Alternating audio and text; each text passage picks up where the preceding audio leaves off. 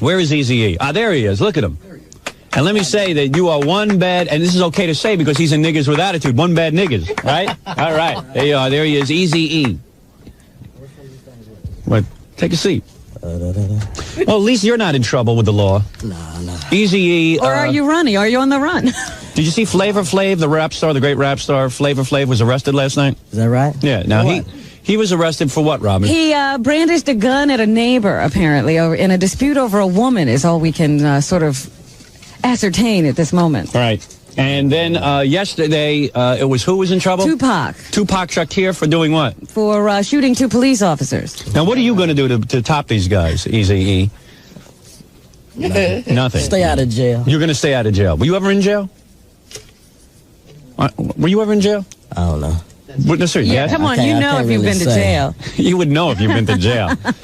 It's not something you forget. Well, you know, a lot of the rap stars haven't been to jail. In a way, it looks bad that they haven't. You know, that was the plot of a movie, CB4. Yes. These guys decided, you know, we're not getting anywhere being straight-up guys, so let's pretend to be gangsters and say we got records. Someone like Dre, right? Right. Yeah. Dr. Is he Dre. pretending to have a record? Pretending to be a gangster. I mean, he was from a group called a World Class Wrecking Crew back in the days, and he used to wear lipstick, lace, eyeliner, biker shorts. Oh, really? Sequence dresses. Let me ask you something. Now, let me understand the rap world a little bit, okay? By the way, let me just say salam alaikum. Whatever that is. That's, what are you? You don't know He's salam not alaikum? Muslim. I don't know all that stuff. You're not into that? No. Oh. He doesn't know anything. I don't think you're hitting the right note. I'm blacker than Eazy-E. With this brother. Yeah, this brother doesn't understand anything. You say salam alaikum, you're supposed to say alaikum salam, my brother. Whatever. That's right. Anyway, let me Peace. Let me speak some African to you. Ungawa kriga bundula chita. Do you know what that means? Wait, I'm more black than you are, Eazy. My ass. That's right. That's what it means. Kiss my ass. Kiss my big black ass. That's what it means. You're supposed to say peace. Peace. Do you ever say peace? Nah, that ain't me. You don't do that either? That's like some East Coast stuff. Peace. Peace. Yeah, I don't do that myself. Big rift between the East and the West Coast. Yeah. We don't care too much about peace. Eazy-E, you have, let me give a little history because people will find this fascinating. Let me give the history. Okay, go Robin. ahead. There was a group called Niggas with Attitude. You like saying that name. I love that name. Niggas with Attitude. That's a great name. N-I-G-G-A-Z, am I correct? Right. All right. Eazy-E was in it with some dude named Dr. Dre. Yeah. Not the big fat Dr. Dre on MTV. That guy's a clown, a buffoon. Well, you can see Dr. Dre's videos all over the place. Right. Dr. Dre is this guy who was in Niggas with Attitude. So how did you meet Dr. Dre? And how did you meet Niggas with Attitude? In the ghetto? I formed Niggas with Attitudes. Could he get on the mic? He is on the mic. That's the sick part of it. Oh. He's got a very soft Can you voice. hear? Can you hear? There he is. You know, a lot of these... Dr. Dre, I took Dr. Dre from a group called a World Class Wrecking Crew, which he was a good producer at the time. Right. Which they used to do love songs, like ballads and techno music. Right. Did they have any hits? They had a song called Fly, Cabbage Patch, He's Bionic, Surgery, and had one called Turn Out the Lights. So in other words, you picked him to be in Niggers with Attitude. No, I picked him as a producer. A producer? He wasn't even in Niggers with Attitude. And then we put him in the group, you know. So who was the number one nigger in Nigger was with Attitude? Were you the number one nigger? Head nigger in charge? Yeah, head nigger in charge. Okay, it was me, Ice Cube, MC Ren, DJ Yella, and it was Dre. And Dre. Okay. Yeah, Do you understand, Robin, now there was a group and that Dr. Dre was the producer? Uh-huh, I got it. And that Eazy-E chose him? Yes. For Niggers with Attitude? I gotcha. And he never was originally from the streets, so he never was into the gang thing or whatever. He was no pop locker and stuff like that. He was no gangster. Never. All right. Were you a gangster? I guess I was. You were? Yeah. See, that's good. Is that good? That gives you credibility. You ever kill anybody? How many people you killed? It's about 7. 7 people. stop Good. All right. You see, that makes him Why good. aren't you in jail? he's on furlough. We should arrest him right you were now. you were in a gang, right? Yeah. All right. So you got to be in a gang. Well, wait a minute. Let me ask another question. Were they all to get into the gang? Did you have to do one of those things where you go knock off an old woman with a shopping bag or something? Guys. You used to knock out guys? Yeah. You never mess with the old ladies and their groceries. I wonder if I could kick Eazy-E's ass. Well, I don't think so. You don't think so? Maybe I could beat your ass. I don't think you could beat mine. Really? Are you packing? You know karate? I know crazy. Do you? Yeah, crazy. Crazy like a retard. You packing heat and stuff? Of course. Oh, you are? Let me see. No, you're not going to do that. Don't even mess with me. Don't mess with me. I don't want to shoot you in the studio. Right Thank you, dude. I catch you on the streets. Yeah, get me on the street. So, all right. So in other words, you're a bad mother, right? So all you killed was gang guys? Right. Huh? You only killed gang people? Yeah, the gangs would kill each other. Is that what okay. you're saying? Gangs kill each other. Gangs kill is acceptable. You might kill somebody like carjacking or something like that. Oh, you did all that too? You did some carjackings? That's before it got like real popular. Right. Well, you had to support yourself. Right. So, in other And words... not only that, once it becomes commercial, it's beat, You don't want to do it. Yeah, I mean, you got to be crazy. These other guys get in trouble after they get famous, because now you're making decent money, right? Yeah, they're trying to make a name for themselves. Right. Okay, so in other words, you're a bad dude, but everyone else is pretending to be bad. Fantasies, yeah. Right. I don't know about you, Robin, but I'm shaking like a leaf in here. I don't know what we're doing here. I don't know. I'm leaving. I'm out of here. It's getting dangerous to even be an interviewer. I know. You don't know who's got a bug up their ass. It's just unbelievable. Yeah, suppose he comes in here and he's in a bad mood. Yeah. You're not in a bad mood, are you, my brother? No, not All right, okay, take it easy. Yeah, take it easy, man. You're a good-looking brother. You got a nice career ahead of you. Just mellow out, okay? I don't know what you're so angry about. What are you so angry about, anyway? cool. You seem like You mean father this Dre thing? And you seem... No, just in general. Why were you in a gang? And you seem like real educated and stuff. Yeah, I hear he's an incredible businessman. Don't believe it. Are you really? He's rich. Are you an incredible businessman? That's what everybody's saying. Well, why are they saying that? I don't know. What are you, in the stock market or something? What are you doing with all your money? Blow it. Are you really? And make some more, huh? Nah. How many women you ever get pregnant? No, there you go again. How many? Come on, be honest. Let me see. What's the toll now? How many kids you got? Pencil and paper. Get him the abacus. All right. No, seriously. You got a couple of kids, right? Yeah, a couple. Yeah, see? No wife, though. No. What's the matter with you? You're talking about the rap community. How do they do that? It's a whole How did they thing. do what? Well, don't you care about how your kids grow up? Don't you want them to have a father, good family life, so they can grow up strong and healthy? Hell no. Oh. Okay, now but what about the little girl? What Right. about her? Yeah, she should take precaution, right? The girl's retarded. Oh. Well, why are you sleeping with retarded girls, Eazy-E? Come on. Because it's easy to get them. That's why they call them Eazy-E. All right, She look. wasn't retarded at first. All right. So anyway, let me get back down to this. So let's get back to the group.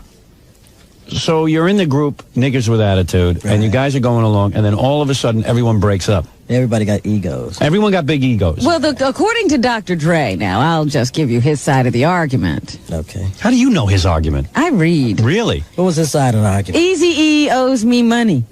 If Eazy-E owed him money, why didn't he sue Eazy-E?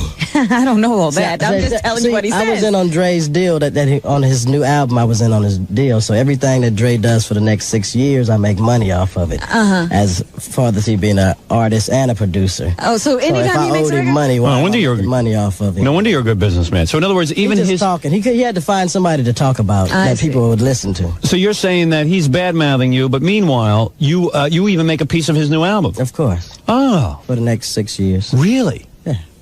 Well, you are a good businessman. Yeah. God. How'd you manage that? Now, why would he sign something like that? He had to. He was signed exclusive as an artist and a producer to me. I see. Okay, so now let me get this straight. And you had your own record company, right? Yeah, I still do. Ruthless Records. Ruthless Yeah, that's Records? what I'm telling you, Howard. You don't realize. You know, maybe you are a good businessman. The hell do I know?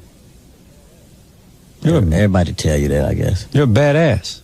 How'd you know all this stuff? How'd you know to start your own record company? 'Cause he How do you studied- start your own record How did I- company? Where'd Because you get the money? he studied law between murders and knocking up women. All right? Where'd you get the money to start a record company? I got this money tree in my backyard. Right. Robin, is it just me, or do you feel the entire world crumbling beneath I yourself? just see that this is Rome and this is the end. I feel the world just collapsing. But here it is on the Billboard charts, the number 5 album entering the charts, Eazy-E. Is that the rap? That's the Ruthless. pop charts. It's Yes. number 1 on the R&B charts. Is it right? It's number 1 on the R&B and number 5 on the pop charts. Wow. Now, Now, how you come- know all white kids are buying your records. And the name of the record, now how come it says Dr. Dre on this? Oh, the name of the record is called Dr. Dre Killer. Really? And the whole record is about your hatred for No, Dr. not the Dre? whole record. This is about 2 songs on there. It's about how you don't like Dr. Dre. That's how he's portrayed to be a gangster, and he never was from the streets of Compton, and he never was into nothing. All the stuff that he's saying is like a fantasy, you know. Oh, I see. I gotta in other words- tell I'm you talking one- about studio gangsters. So in other words, if somebody wants to be accepted by a lot of the black kids, you got to say you're from Compton. And you're claiming this... Tried to say they're from Compton. Right, and you're saying, hey, this guy wasn't from Compton. Basically. I see. He's a studio gangster. I got to tell you In other one words, funny story about I am Dr. more... Dre. But excuse me for one second. What? I am more of a gangster than him because I grew up in Right. Roosevelt. Right. Please. I'm a gangster. A gangster has to belong to a gang and I do was in a illegal gang. things. I had a gang. Oh, please. I was in the 5%ers. It was a Muslim he group. never ran with no gangs. He don't even know any. Basically, he didn't know nobody from the streets. Is that right? So you write about this because you're upset with him because he's saying bad things about you. No, he talked a little trash about me, so I'm just letting him have it. I'm telling the real. I see. See, he talking about fantasy stuff, and I'm talking about him because I know him personally, and everybody around me know him. Just he can fool everybody on the East Coast and the Midwest. Right, but he can't fool you, and anyone who listens to your record now will be in on the real thing. All I do is go back and buy his old stuff and see him wearing his lipstick and mascara. He had an album called Wrapped in Romance and stuff like that. Well, where can I get that? You got to find it from the old record store. In the cutout bin or something. With the lipstick on. Is this a show business feud, would you say? No. If you saw him, would you kick his ass? Would you guys start fighting? Yeah, I just want to slap him. You do? Yeah. I see. Let me just tell you one funny story about Dr. Dre. You know, he had one house, apparently, that he used just to throw parties. Yeah. And it burned down. He stayed right around the corner from me.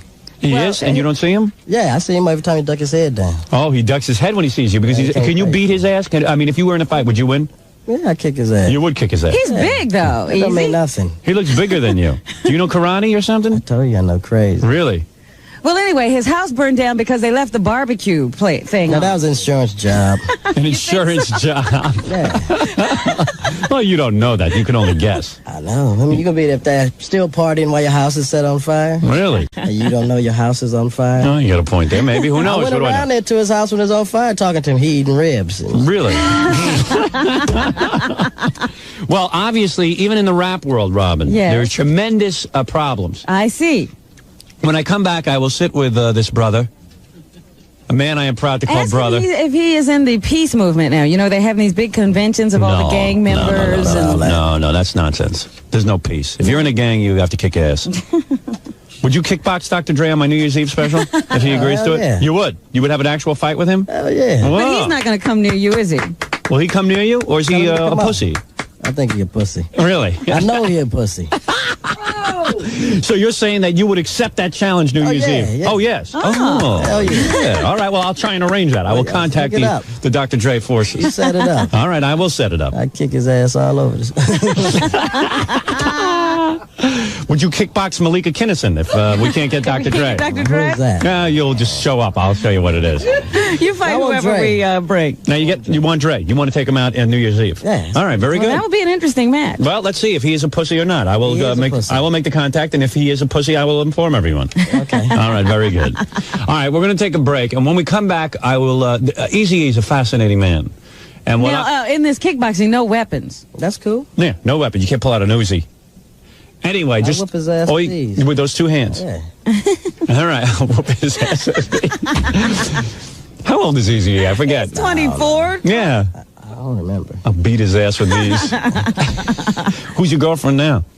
You ever go out with white girls? Dre is your girlfriend? Is that your That's my Mark and Brian and You got two. They're my two dogs. Oh, I thought you killed him. Well, we did, but they're trying to make a comeback. I got to make sure that doesn't happen. Rising from the... They're rising from the like vampires. Using all my old routines. All right, why don't we take a break? When we come back, I'd like to find out who's in your entourage today. Who's that woman with you? She your girlfriend? There's a woman out there with you. She from Relativity. Oh, she's from the record company. Yeah. And who's the big bodyguard? The little guy? That's no little guy. That's my little brother. Who's that big brother out there? My little brother, Big Ron. Big Ron? Yeah. Eazy-E is here. He's very excited. His record is number 5. Do you know how many you sold? Nah, not really. You don't even know yet. They keep selling every day. What's the stuff on your hat mean? You're wearing some kind of black symbolism on that hat. What is that, a black hat? Yeah. What does that mean? What does it mean? Some hieroglyphics. No, what does that mean? Egyptian? I don't know. You don't even know what your hat means? Say Raiders. Well, the Los Angeles can't Raiders? read, right? No, I don't know what that says. All right, why don't we take a break? And when we come back, I'd like to know about his entourage, Eazy-E. All right. And then I'd like to listen to this record where he makes fun of this guy, Dr. Dre. I will analyze it. All right. Right after these words. All right, we're here with our friend Eazy-E. He's very excited because his album is on the, the Billboard 200? Mm-hmm. His debut on the pop charts at number 5 and number 1 on the R&B chart. And you call him friend. Well, if he's doing that kind of business, of course he's a friend. As soon as he slows down, we'll drop him. So that's show business. What's the title of it? The title of your new album is Dr. Dre. Killer. Dr. Dre Killer. Yeah. Killing off all studio gangsters. Well, that's the thing. What Eazy-E is saying is, listen, perpetrators. If you're the real deal, you say so, but you cannot pretend He claims that Dr. Dre is one of these studio He's gangsters. a pretend gangster. Yeah, he can't even get a pass. I don't know. I watch him on MTV, and I get scared by him. He looks pretty scary to you, huh? I would think he was a real gangster. I think it's that Snoop Doggy Dog who's scary. Snoop Doggy Dog scares me. Do you know him? Both are scary themselves. Do you know Snoop Doggy Dog? Yeah, I know him. Is he a gangster? Yeah, I ran up on him one day and his tail went up under his ass. Is he a gangster? No, man. He's nothing. They pranksters. Pranksters. They pretend. Pretend gangsters. Yeah, pranksters. Wow. Wow. Aren't you afraid there could be some repercussions of you talking this way? No, not at all. Not at all.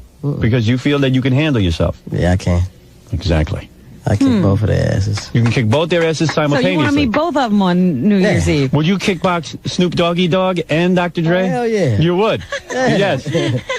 So you're accepting that challenge right now? Of course. You will get in kickboxing gear and kick their ass. Kick their ass. Right. Kick their ass. Kick their ass. But why in a way do you want to ruin his career? Because you're going to get money off of his career. I don't want to ruin it. Yeah, but you're exposing him as a studio gangster. Let's That's give it up bad. the real. I see. Interesting. But I don't see why you would be so proud of being a gangster. Because in the black community, that's a big thing to be a gangster. Yes. What am I, green? Be proud of what Robin, I don't know where you're from. You got to be proud of all of your accomplishments. That's considered a rep. You understand? Have you sold drugs? Of course. Of course he has. What are you talking about? So you can't admit it. But listen, this is what's going I on. figure that's where the money for the record company came from. Of course. I told you it was on my tree in the backyard. Hey, sister, what you think Joe Kennedy, man? He made his money bootlegging, and then he came legitimate. So she don't know anything. She don't know what's up. Robin, you never even loaded a water pistol. It's true. You don't know anything. I don't know how. You don't know. You don't understand the street. You don't understand coming up in the street. Yeah, but I mean, this is pretty silly to be arguing about who's a real gangster. Like, that's a good thing. Why it's not? Well, that's what it is. This is the reality. Either you accept it or you don't. I don't. But don't That's say why I want Giuliani for mayor. Well, I agree with you. If you're not a gangster, you shouldn't be bragging about it. But I don't see how you could be bragging about it love either. songs. He just tells the truth about where he came from. Well, I think Streets of Compton. The streets of Compton. I think a little remorse is in order. Well, forget it. I'm not going to see that here today. Hey, Easy, let me see your entourage. Where's your big bodyguard? Let me meet him. Why do you need a bodyguard? You're a gangster. Yeah, what do You're you a need? G-man. No, but he has a Keep me from posse. shooting people. That's his posse. Oh, he's there to guard us against you. I bring in everybody. Let me say hello to everyone. Huh? Let me see who your posse is. Is this a posse? Is this what we're going to now meet? A posse?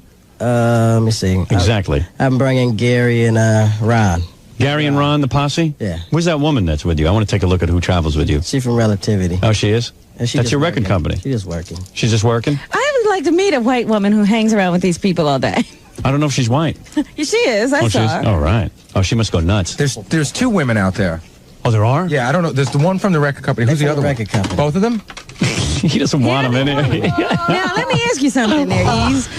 You don't beat women, do you? Sure he does. If you have to. If you have to beat your Yeah, woman, but you what have about to. the woman who was interviewing Dre on that stupid Fox show? Oh, he beat her. He did? Yeah. And they was like What are you friends talking for about? Like 7 years. There was this, I forget what her name D. was. Barnes. Yeah, D. Barnes. She was interviewing him or something, and I don't know what she said.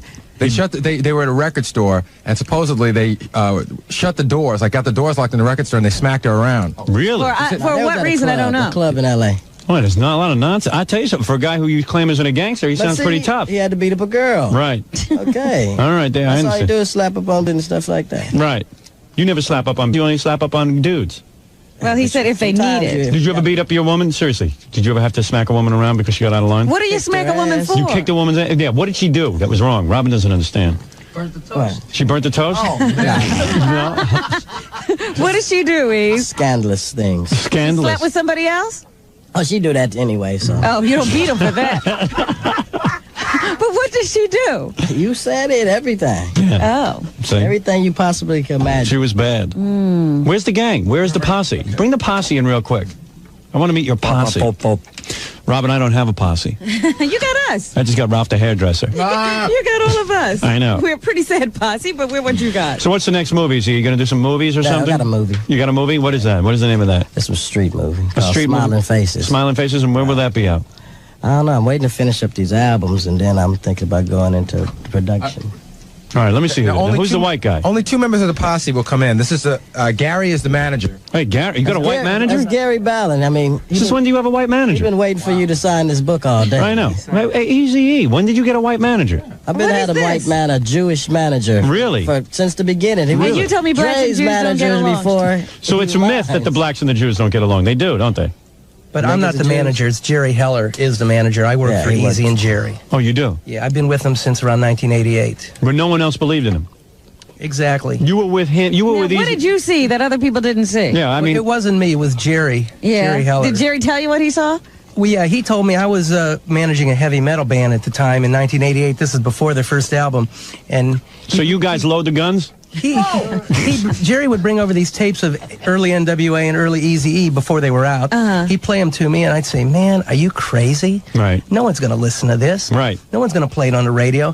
He said, "Gary, you watch. This is going to be the next biggest thing ever." Wow. And I saw the whole thing happen. Jerry, a visionary, huh? Yeah. Yeah, and he's still with Jerry the Jew. Figured it all out. That's There you amazing. go. How do you like that? Between him and Eazy, it's a brilliant. It's a collaboration in a sense. Definitely. So now, Eazy, you have a lot of different artists you produce. Right. Is that it? Right. Okay. See, and Eazy-E hooked up with the Jewish guy. The Jewish guy got everyone under So contract. he's handling the money. No, I got everybody in. All right, take it easy. Just calm Eazy down. is the boss. Is he? Eazy is the boss. Eazy Works tells for everyone what me. he works for Everyone you. works for Eazy. And we love working for Eazy. And I bet you do. So Eazy has Jewish guys working for him. I got black guys working All for right, me, take too. it easy. But you let the Jewish guys handle the money. Right. Well, you're nuts. And who's this beautiful woman over here? That's Make sure I get the money. That's Sarah, the cute white chick from the record company. All right, Sarah. Now, Sarah, you travel around with the brothers all day? A little bit, yeah. A little bit. They hit on you at all? Not yet. Believe me, I'd have to. You don't. You're not into having some white women? Huh? You don't have some white women at all? Do I? Yeah. Have I ever? Yeah. Of course. Oh, you He have. told you had a kid by a Jewish girl. Oh, you did. Uh-oh, there you go. She remember that, No kidding. Sarah, That have wasn't Jerry's daughter, was it? you had any children yet with Eazy-E? No, You have not. So in other words, you. But not anymore. Now you're only seeing with black women. It would be bad for your rep if you were seeing with. You only put black women in your video. Right. I put everybody in the video. No, you only put black women in the video. Nah, I put everybody. Really? Yeah. Say, I swear to God and hope to die. Yeah. All right. I wish you could see what's his name, Ron. Is that the guy's name out there? Well, what's his story? He's just big. He doesn't want to come in though. Who's a big black guy? He's just a big guy, no matter what. Right. He's just a big, no matter what guy. Well, it's fascinating. Listen, Eazy, as always, I wish you luck with your new album Thanks. and your feud with Dr. Dre. We would like to see you on New Year's, actually. I would. Yeah. I'd be, And you are saying that for our New Year's Eve pay-per-view special, you accept the challenge. You would fight Dr. Dre. Right. In three Absolutely. rounds of professional kickboxing. Right. And Snoop Doggy Dog. Yeah. You're calling them both out. Calling them out. Wow. Kick both of their asses. And you're saying you're available. You're not just saying this for radio. If I real. call you up and say that Snoop Doggy Dog and Dr. Dre They accept the I'm challenge. here. you will get in there and you will kick their ass. Right. Well, now that's a fight I'd like to see. In my kung fu outfit. You will wear a ninja outfit? A ninja, yeah. Kung fu, whatever? All right, whatever. Kicking ass all over the place. I'll bet on him. I'll bet on that. Who you with? I'll bet on him. You're going to bet on Eazy-E? I bet you Dr. Dre kick his ass. He's scary. I'll bet you I think Dr. he's Dre. scary. I don't think he'd kill him. Dr. Dre looks big, though. Hey, let's look. Is he in this picture, Dr. Dre? All right, I'll put down 100 on that. Howard, look at this picture. Dr. Dre's the guy with the brown hat on. He's a pretty big guy. Open me see that that. He's a big cover up. guy. Where's that cover up? Which is Dr. Dre? He's wearing a brown outfit and a brown hat. Oh, yeah, I see him right there. And that's you, Eazy-E? Easy's too confident. My Eazy-E's like a midget compared to him. my money's on him. Eazy-E, you might be a midget. That's a picture of Dre. might That's the be real a Dr. midget. Dre. Just remember Nils playing you in basketball, Howard. That's all. And that's Dr. Dre right That's there? the real Dr. Dre in a stethoscope, sequence dress, Oh, look at that. lipsticks, eyeliner, eyeshadow. You got a picture of that in your album. That's real. I That's can't good. imagine him in a dress. You are angry, aren't you? No, I'm just showing everybody what the real Dr. Dre looks like. I see. You're not a gangster. Now, Howard, he couldn't catch me in nothing like that. No, you always wear street clothes. Never nothing like that. All right. Well, this is going to be one hell of a boxing match. This is great. I don't think he'd show up. Well, I'm going to issue the challenge right now, and we will contact his people. Him or Snoop? Snoop Doggy Dog, either one. You'll kick both their ass. Both their asses. Who do you think would win? We could do Well, I know you could take Snoop Doggy Dog. He's right about him. He's anorexic. And we could take. We could do a tag team. No, I think you could kick Snoop Doggy Dog's ass. We He's could a have foot tag taller, team. Howard? What? Tag team. That's him. He's a foot taller than you? Yeah. I'm taking. That's why I got 100 on Dr. Dre. You taking Dr. Dre? I'm taking Dr. Dre. I don't mean any harm by that, Eazy. I like you and everything. I hope you win. 500. You want to go 500? Okay, Eazy. 500? Let's go 1,000. Wow, look at your manager. Let's He's do going this. Let's do this. Yeah, right. All the money that you make from your book here. Yeah. You know, if you lose, you give you all that money. You're kidding. Oh, let's not get carried away. Maybe you know some kung fu or Did something. you ever fight him before? Have you ever fought Dr. Dre ever? Have you ever had a fight with Scary. him? Have you ever had a physical fight with Dr. Dre? He's beat his Scary. ass before. Really?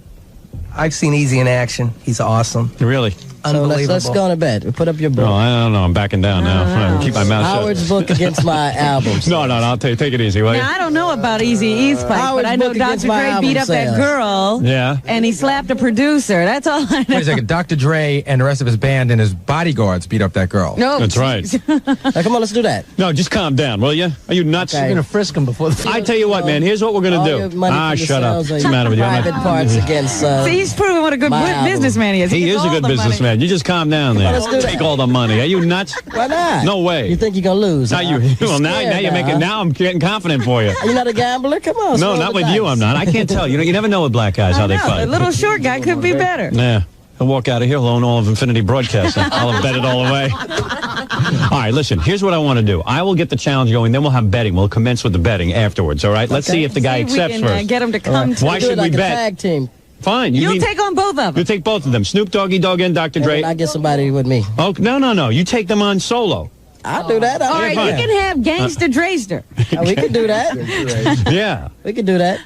Me and Gangsta Drayster against Snoop Doggy Dog and Dr. Dre. All right, very good. Listen, I want to thank Eazy-E for coming in here. You got to pick up his new album. If you're into rap music, this is state-of-the-art rap music. Dr. Dre Killer. That's right, Dr. Dre Killer. Eazy-E on Ruthless Records, Relativity. Whatever the hell that is.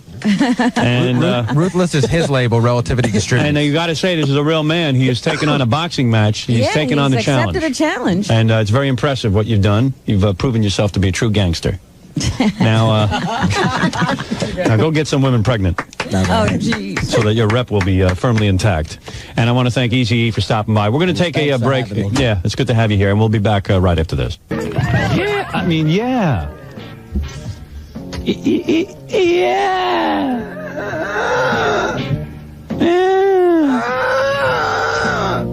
TDK tape is great. Oh, yeah. TDK tape is really good. Wow, it's fantastic! TDK tape is so good that you can't tell the difference between TDK and CD. Wow. It's unbelievable. All right there, Jackie, you want to take the test? Yeah, I'd love to. All right, I'm going to play 5 selections Okay. and see if you can tell the difference. All right. One is going to be cassette and one is going to be TDK. So one will be cassette, a TDK cassette, and the other will be a CD. Yeah, that's what I mean. Okay, very Right. good. All right. Sometimes I get distracted by your voice. Oh, I'm sorry. All right, here we go. You ready? Here's number 1. All right, you You got want me that? to say no? No, wait till the end. Okay. Hold on, I got to write down what that was. All right. I have nothing to write with. Oh, wait, here we go. Oh. Are you ready? Yeah, All right, you got the first one? I got number 1. All right, don't look though, okay? Here's number 2. Here is number 3. Here is number 4. And here is number 5. All right, what do you got? Number 1? All right, number 1 was cassette. Tape, correct? Yeah. 2? 2 was CD. Correct. Number 3? Cassette. Wrong. Number 4? CD. Correct. And number 5? CD. Wrong. 2 wrong. You got 3 right. Very good. I thought I had it. TDK tape is so good, the TDK Pro Challenge has tested over 400 audio professionals. TDK Challenge reveals that more than 91% of audio professionals could not tell the difference between a recording on CD and the same music recorded on SA TDK tape. TDK, quite simply, the best. We're back with the Howard Stern Show. All right. Jackie just took the TDK test. Good work. Oh, man. I'll tell you, as annoying as your voice is, Jackie, it's still easier to deal with you than that lunatic Fred Norris. You bet he's nuts. People are sending in poems about Baba Booey goofing on him. I thought it was a very touching moment, but evidently people thought it was hysterical. Gary got on the other day and said, have you been getting a lot of crap for saying that you cried on, at the book signing? First of all, let the record show I did not cry. You got choked up. I got choked up, but if I would have cried, I would admit to it. I'm not into like this, this thing. This guy wrote a poem, all choked up both. Yeah, I read that one. Howard Stern wrote Private Parts, hit the top of the Times bestseller charts. He autographed books at Barnes & Noble book signing when all of a sudden, Fafa Fohi started crying. He cried so hard and was very choked up, he bawled like a baby, an infant, a pup.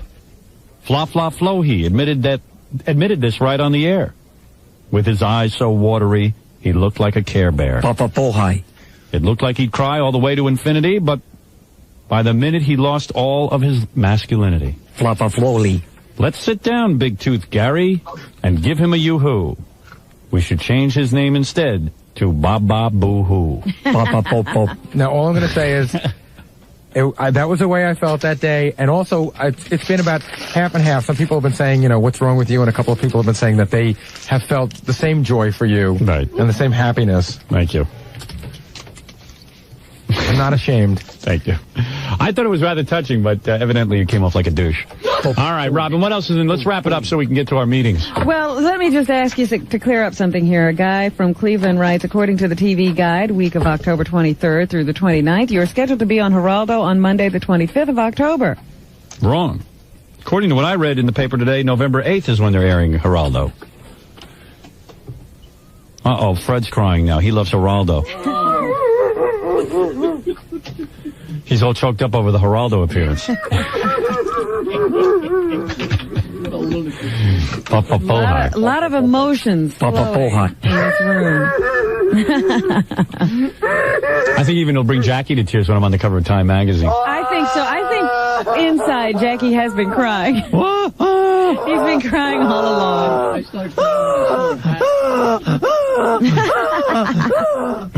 All right. You just can't hear it. He goes home. Right, he cries to Nancy. All right, what else is in the news, Robin? By the way, joining us, in case you didn't know it, during the commercials, our good buddy Red came by. Right. He heard there were girls down here, and he came down here. Yeah, they're all gone now. I can smell them, though. Yeah. That perfume. You can smell the perfume. If you don't mind, Robin, Red will sit in for the news as well. I don't care. All right. Got any news about Meatloaf? Nope. River Phoenix? Yep. That's kind of sad. I don't know why. I guess whenever I see a good-looking guy... 23-year-old guy, Howard. Who had everything going for him. Oh, so what? I'm reading in the paper how women followed him everywhere. This is your fantasy. Well, I wouldn't take drugs if women followed me everywhere. Who knows if he took drugs? His brother said when he called 911 that he thought he took Valium or something. How would anybody know? They're going to do an autopsy today. Of course, the toxicology always takes about 3 months to come back. Because they probably won't find anything on the autopsy. Very weird. Because it's very unusual for a 23-year-old healthy guy to just collapse walking out of a club. They said that he had gone to this Viper Club, which is owned by Johnny Depp. Yeah. The other actor from Edward Scissorhands. Yeah. He looks like River Phoenix. I thought they were the same guy. Really? You thought Yeah. so? But anyway, he had gone to the Viper Club with some friends of his, and he was hanging out, and his band was supposed to play there or something, but before they were ready to take the stage, I guess the Chili Peppers were there last night.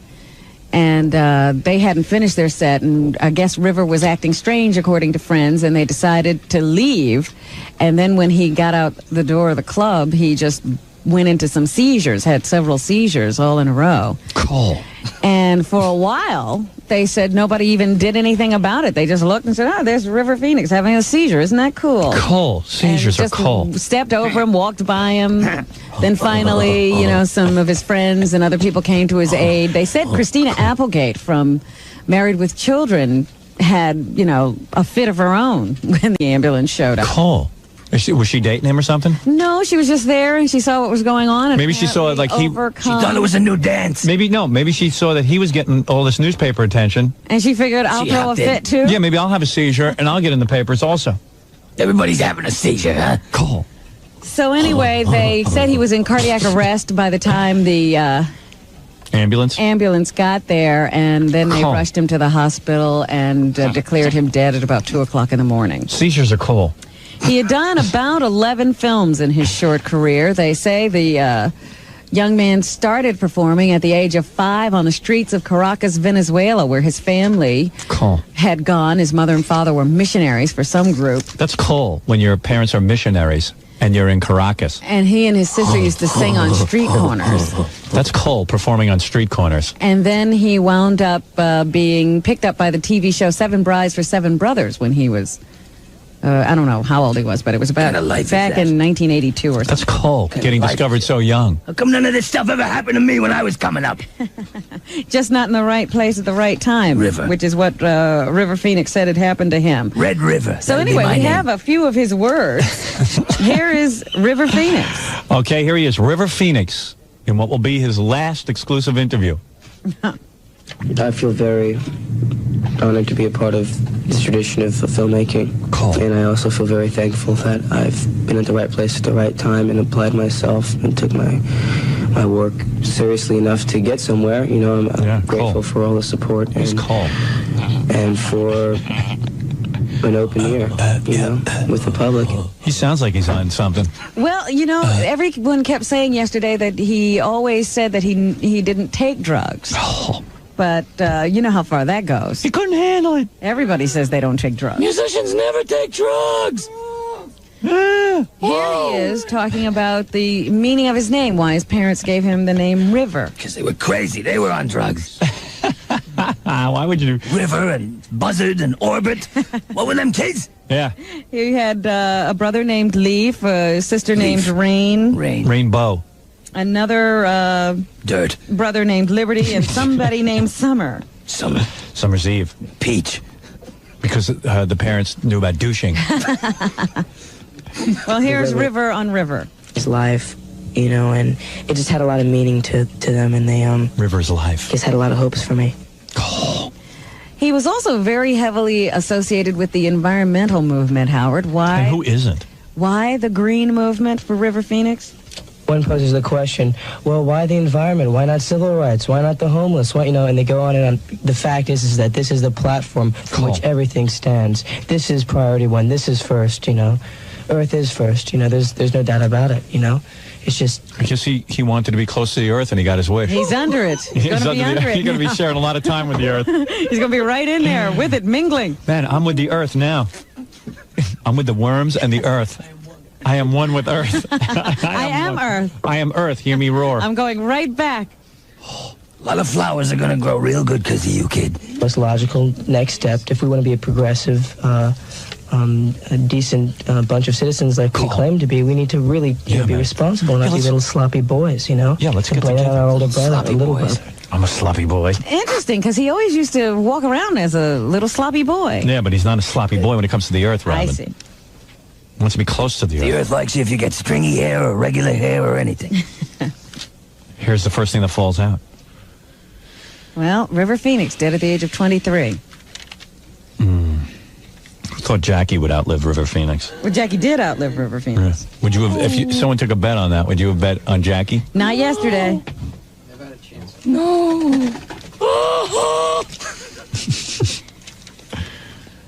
You got the 911 call if you want to play it. Oh, yes, I forgot all about that. This is a little bit of his brother making the call to the police to get his brother some help.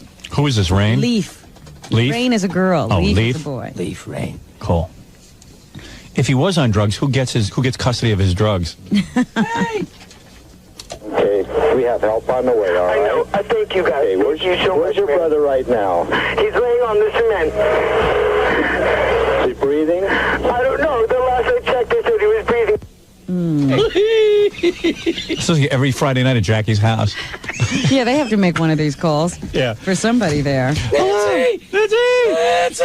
Nancy's not breathing! Oh! Excuse me, miss, where's your husband right now? Oh! Oh! How's he looking? Is he blue in the face? Is he breathing? Don't touch him. Don't touch him. His films include Sneakers, My Own Private Idaho, Dogfight, I Love You to Death, Running on Empty, A Night in the Life of Jimmy Reardon, Little Nikita, Indiana Jones and the Last Crusade, The Mosquito Coast, Stand By Me, Explorers. Explorers was the film that marked his movie debut. It did? Yeah. I never saw it. Good movie. Yeah, he was in some movie I saw that was good. Which one? I don't remember. Mosquito Coast was the one I really liked. I liked that a lot. Ford. That was cool. See, I even know. You even know my favorite movie? Yes. I didn't even know I had a favorite movie. That's a good movie, Mosquito Coast. You ever see that? I'm sure you'll be seeing a lot more about this on the tabloid We'll see today. clips of him forever. Yeah. And since we're doing, isn't it funny how Fellini sort of got pushed off the front page or, at the top of the news by the death of River Phoenix? Fellini at 73. I hated Fellini. Was the owner of 5 Oscars. Yeah, all for nothing. His movies suck. You can't even figure out what's going on. They're all foreign. They never dub them. They're all foreign. Yeah, they suck. They do. And he uses the worst actors, like that guy no one uses except for Fellini. Armando or Santi or something. Mastroianni. Yeah, Marcello Mastroianni. Mastroianni's been used by a lot of people. How dare you? I can't stand him. An old jerk. Well, Fellini himself said his favorite way to cast a movie was to just ride the subways in Rome. Yeah, it looked it. It looked it all. And then like some movies he wouldn't move the camera, like the actors had to move around instead of the camera, which was horrible. Big visionary, yeah. Yeah, and did you ever see that 8.5? Yeah. I've never seen one Fellini film. Oh, I've seen them all. And I love film. And I'm telling you, go see any of his films and you'll kill yourself. Like, it's how sort of glum the human condition is and right, stuff. and there's always dwarves and fat women. Circus clowns. Yeah. Looks like a Jackie's 4th of July party. I've seen a Fellini film. I've been to a Jackie party. Do you know why that movie was called 8.5? Why? That's how many minutes you last through it. I dare you, 8.5. Yeah, I like to see you go longer than 8.5. They're the worst movies, and nobody admits it. They gave him awards, Howard. You go to college classes and stuff, and everyone's sitting there talking about kissing Fellini's ass and how brilliant. And interpreting them and saying they have some meaning. It's a joke. The movies suck. Movies are supposed to entertain you, not make you sit there and think and make you work hard to understand them. I don't know, man. I don't get it. Well, this is some tribute. Fellini. Fafaloni. Fafaloni. Fafalini. Fafafini. You know, the most interesting thing, though, Howard, is this, the curse of the Lifetime Achievement Oscar. Yes, it is. That's true. He walked onto stage. I mean, I could understand the guy who got it in bed that year died. Yeah, right. Shortly after the Indian dude. But Fellini was walking around. He was fine. They handed him that Oscar, and now he's gone. They always give it to you when it's too late to enjoy it. That's a bad sign, getting that Lifetime Achievement Award. Yeah, don't give that to me. I don't want it. Whoever thought River Phoenix and Fellini would die on the same day? On the same day. The same year. But I really mean it. I'm not saying it to be shocking or funny. Fellini sucks. He does suck. He sucks worms.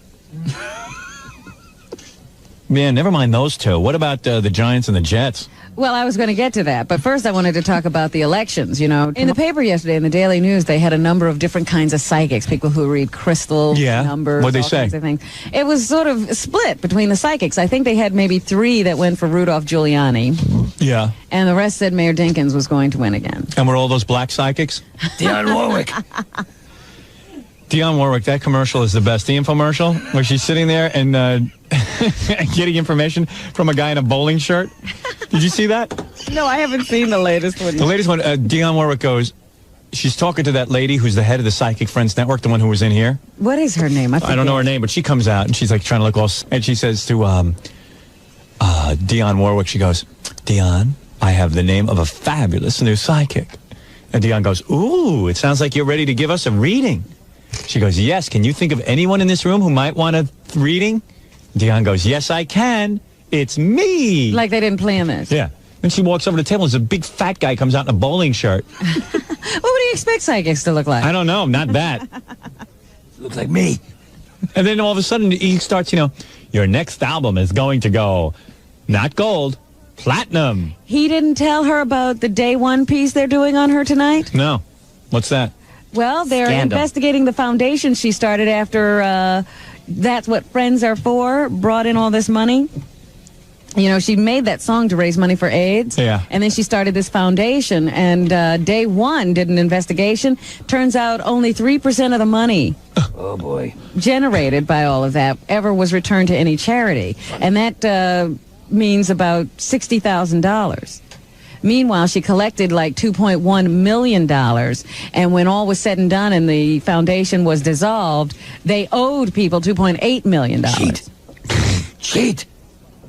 She's a cheat. And Well, the that's all psychic- alleged. Psychic didn't tell her anything about Somebody's that. up to No. monkey business. Monkey business. Mama monkey business. They say that Mama Dion is monkey still business. running around giving concerts in the, you know, under the guise that, you know, she's supposed to be generating money for AIDS, but they're all for profit now. They're not charity events anymore, and they're still losing money. Well, what do you think they did with the money? Well, they're going to claim that, you know, there was a lot of extravagances, you know, chauffeur-driven limousines, all kinds of things. I see. That ate up the money that was Live supposed the to high actually life. be being raised for charity. Nostril reduction surgery. Well, she didn't have that. She definitely did not have that. Does she have the biggest nostrils? You know, she just hogs up more air than anyone else. Well, that's why she sings so. Also in New Jersey, we were talking about the election. Christy Todd Whitman and Jim Florio will be going at it again. Another race that some people are saying is too close to call. Christy Todd Whitman. I'd do her. She's a very attractive woman. You would, Florio looks like he took too many hits to the face. His face is half caved in. That's how you choose your That's right. candidate? Yeah, he goes by how they look. Go by how they look. Plus, she smokes pot. She said she threw up. Yeah. It's okay. It's okay. Did you hear about Natural the selection, Robin. members of the American luge team that were attacked by neo-Nazis in Germany? And you told me no black people lived in Staten Island. They don't. They must have Well- been visiting. Blacks don't live in Staten Island. Let me tell you that the black guy who's on the luge team at the over in Germany is from Staten Island. Impossible. It is. There's no blacks on Staten Island. Well, how did he come from Staten I don't know, man. There must be a typo. You'll be happy to know that Thomas Grasso, that man who was on death row in Oklahoma, is back in New York at Attica to serve his 20 years to life sentence Thanks to Cuomo. here in the state of New York. At least castrate him. Thanks to Cuomo. You're not a Cuomo fan, are you? I hate him. What's he doing bringing a guy from Oklahoma supposed to be dirty? Guy wants to die. Right. He want to die. Right. He knows that he can't be rehabilitated. So no, we're going to bring him here. We're going to fix him up and let him live on our coattails. Son of a bastard, you cocker spaniel, you mother, father, Cuomo. Whew. Oh, yeah, Reddy doesn't like Cuomo at all. Why doesn't Cuomo... They got a dog over in New Jersey on death row. Nobody's They're going to helping him. execute him. No one can... Why don't Cuomo take the stupid dog home with him and let him play with his own kids and bite their faces off? Cuomo's a friggin' spaghetti slinger.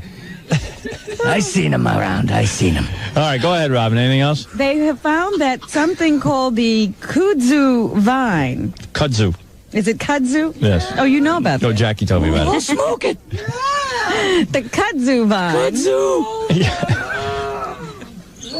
allowed hamsters to voluntarily reduce their consumption of alcohol by 50%. Right. So apparently some scientists turned hamsters into alcoholics Right. and then gave them this vine to see what would happen to them. And they reduced their drinking by 50%.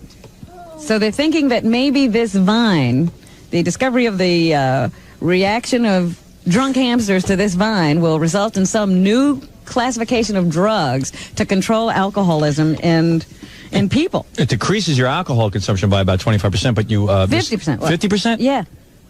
But masturbation went up 45%. Well, that's not bad. You don't get into a car and drive badly Right. when Get you rid do of that, that do you? Oh. So that's what we care about. Get rid of that vine. I need the patrons in my bar.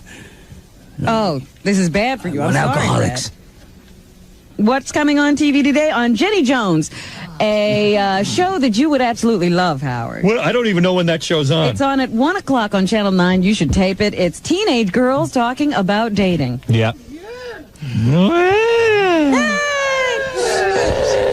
Excuse me. I have a much better show. What's that? I will explain how I got to be so wealthy. First of all, I pump my own gas, collect coupons, pick pockets, and save string. Robin, I wish I could eat money. I love money. I almost named my daughter Dollar. Money. Instead of Melissa, Money. Money Rivers. I love money more than anything. You know, they say she's sold $60 million worth It's of not merchandise on QVC. Oh, Robin, it's not enough. It's not enough because you don't know. When Fox fired me, I was bankrupt. She talks about money constantly when she sees you. Are you making big money? Yeah, she wants to know. Because maybe she'll do your job, too. Money makes me wet. My only interest is interest. In general, are you making big money? Yeah, I know. She always says to me, what are you doing with your money? What are you pulling down? none of your business. What are you pulling down here, How? Right. You're I hope smart. you're making big money. You're a smart businessman. Yeah, right. Sure. What did you get, $3 a book, Howard? Right. I've got a fabulous guy for you. Is that what she said to you? Does she have someone for you? No. Oh. Yeah, he's only 30. On Shirley today, Howard, outgrowing a best friend. I don't know what Shirley is, so keep going. Another one of these shows. There's been Shirley. enough. Hemphill. Shirley Hemphill show. On Geraldo, mothers and daughters who end up with the same guy. Hey, that's normal. Yeah. A lot of people can relate to that. There are not enough men in the world. You have to pass them down. On Donahue, a new infidelity survey. I guess so you can figure out if your husband's cheating on you. Every husband cheats. I'm telling you, I'm the only one that doesn't. No, they say it's a lot lower, that percentage, than you think. They say only 15%. Okay. Keep dreaming. And parents dealing with teens who spend too much money on frivolous extravagances will be the subject of Oprah this afternoon. And I will talk about how I like to break open piggy banks by squeezing them between my legs. It's better than... The Channel 5 movie tonight is Ghost Mom, starring Gene Stapleton, the woman who was Edith Bunker. And on Channel 4 tonight, the movie House of Secrets with Melissa Gilbert and her boyfriend. That's the one where I guess they were at the Mardi Gras. Yeah. And somehow somebody gets murdered. Shh, it's a secret.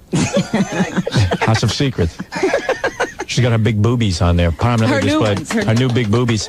She's getting married to that guy. You know, I had him on E. I had Melissa Gilbert and Bruce Boxler right there on my E show, and I said to him, "Hey, why don't you propose to her right now? It'll be exciting television. You're in love." He goes, "Oh no, no, no," and she's like, "No, no, no, no, no." Well, Larry King the other night, they get on there, they announced their engagement. Oh, Bastard. so they did it right after your show and announced it on Right. Larry.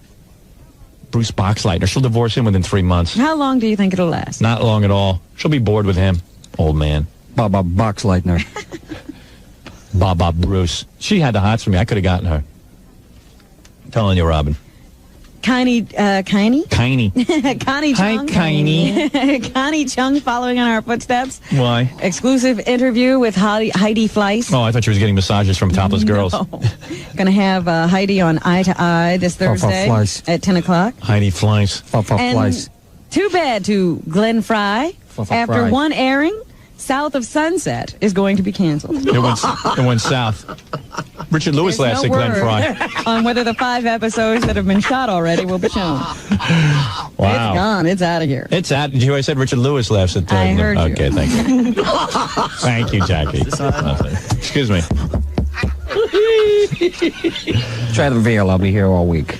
And here is where is he the governor of? Let me look at this. Just give me the name. I'll tell you where he's governor. I don't have. I memorize all governors. Is that right? Governor River Phoenix? No. Governor Norris? Mars. Anyway, that governor who decided that he didn't want Beavis and Butthead coming into the governor's mansion. Ohio. Was it Ohio? Yeah. Iowa or Ohio? I think it was Ohio. I think you're wrong. That's where all the fires were. That's where they make Ohio matches. Anyway, and he's number 4 there. If you got a name, I don't even have a name on him. I know his name. Governor Butthead. Governor Terry.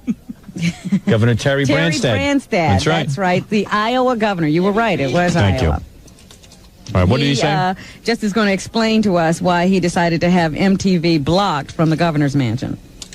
We just think it's a matter of parental authority. That's good. We didn't think the message that show was giving to our 9-year-old was good, and we were seeing some problems, and so we decided to block it off. So who cares? Why announce it? That's a parental prerogative. Yeah, no, he's all proud of himself. He blocked out MTV. Good move. Is that all you can do as governor? I was moving to Iowa in about 6 months, but now I'm not gonna. You didn't want to. No, I'm not going there. And finally this morning, this will knock your socks off. Jeez, it's hard enough to find socks in the morning. A British judge is going to determine if Boy George is a daddy. What? Well, how do you figure that? Well, there's some woman who says... I believe it. That she once worked for George's music publishing company. Yeah. And that during the time that Boy George was into drugs and all of this other stuff, he impregnated her. What's her name, Ed? Carol Wilson. Oh, Carol Wilson. And she had a son. And I guess Boy George has never paid any child support. Really? Yeah. Wow. The child and the mother live here in America, and he hasn't paid any maintenance for the child. So if a judge determines that he is the father, he could wind up going to jail. Boy. Boy George isn't making any comment. He says he has very little recollection of that period of time in his life. Boy. I think that's kind of incredible that Boy George could be a father. Father. And that's what's happening. Thank you, Robin. Very thorough as usual. And let me just remind you that... I'll remind you what, Robin? I don't know what you want to... That will be here tomorrow? Yes, and also in some places they're repeating my Donahue today. Some places you can't even watch Donahue. I don't know. Geraldo, November 8th. There's a lot of different things still going on because of the book. Jackie Platinum Joke Page Martling this Friday night, November 5th at Rockwell Hall at Buffalo State College in Buffalo, New York. For a good laugh, call 976-JOKE. Thursday night, November 11th at Zodiac in Allentown, Pennsylvania. Go try and stump the joke man. Baba Billy West will be at the Tonight Show. November what? 18th. Boy Gary at Bazookas in Piscataway, New Jersey this Wednesday night from 7 to 9 p.m. Signing calendars with the Bazooka Girls. Bazooka. And to get on Stuttering John's mailing list, call 609-546-STUPID. If you're planning a wedding or Christmas party and you need a great disc jockey, it's not too early to call Scott the Engineer's Rocket Entertainment toll-free from any city, 1-800-PARTY-MC. If you want to hire Scott in the New York area, call 718-BAG-5040. Robin, I'll see you tomorrow. Thank you, Billy West, for stopping by today. Al. Bob Billy. And we'll see you tomorrow.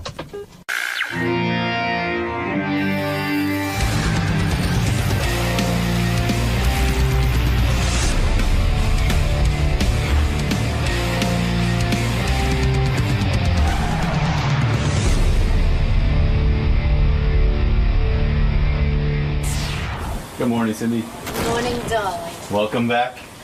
Thank you. I see you're carrying a book in your hand. The infamous book. Your memoir. My memoir. That's also the title, right? Cindy It Lauper, is, a memoir. just in case you didn't know. It's a memoir. All right. So I imagine right this way. I imagine that's there are attractive. lots of. Who is the bunny? Oh, that's Hank, the angry drunken dwarf. He's no longer with us though. Really? Yeah, so we leave him up there as sort of a tribute to him. All right. But you mean he just left? He's no longer. No, like he's deceased. He is deceased? About 10 years, 11 years ago. Oh wow, I'm so sorry. He actually passed away right before 9/11, so his death was sort of overshadowed by everything that happened. Oh. Okay. Sorry, I didn't mean to bring so much tragedy into the... Tragedy! It's a tragedy. But you're looking forward to seeing Howard again? And Well, I haven't seen him for a while, yeah. Yeah. My husband said to say hello, because they used to run together. Oh, okay. And share some stories from your memoir. My memoir. Yeah. All How's right. it going on, what's that show? American's Got Talent? It just wrapped up. He just finished it, so Just he's sort of wrapped getting up. back It's to going to normal. have new co-hosts now. Yeah, I think Sharon's leaving and... Mariah Carey. Oh, that's right. Never thought I'd see those two together. Howard It'll and be interesting. to say the least. All right, Cindy. I'll let you get in the studio and talk to Howard. Right? All right. Usually I'm in here with an instrument, so really throwing me off. Just talk today. Just talking. Wow. Okay. All right, Cindy.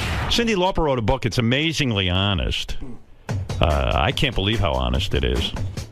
Yeah, I've been reading excerpts. I was just saying, Cindy. Hey, Cindy. Hey. You look great. You look great. You're an attractive woman, I gotta say. You're right? You really are. And I gotta still keep my looks, right? Body's nice.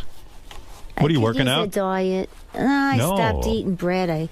I'm allergic. I have a gluten allergy. Don't believe it. I've heard psoriasis, and it's killing me. So when I stopped eating the bread a little, at least it stopped a little. Read Dr. John Sarno's book. All right. You got a lot going on. Did you have some back issues too? Back pain? No. You never had back pain? No, I had, when I was writing the book, I was like hunched over the computer a lot, so my neck was killing me. I know. I'll talk to you off the air about this. Hey, you wrote a book too, right? I wrote 2 books. I wrote Private Parts and Miss America. Miss America? Yeah, that was my second book, my follow-up, my second smash book. 2 big hits. That's good. I was just saying to Robin, I commend you on your honesty in this book. Yeah. I mean, it is remarkably honest. And, look. You know what Oscar Wilde said, and Harvey told me this, What did he say? He said, feel free to be yourself. Everyone else is taken. No, but you put your ego aside. I'll tell you why. Because you even admit your failures.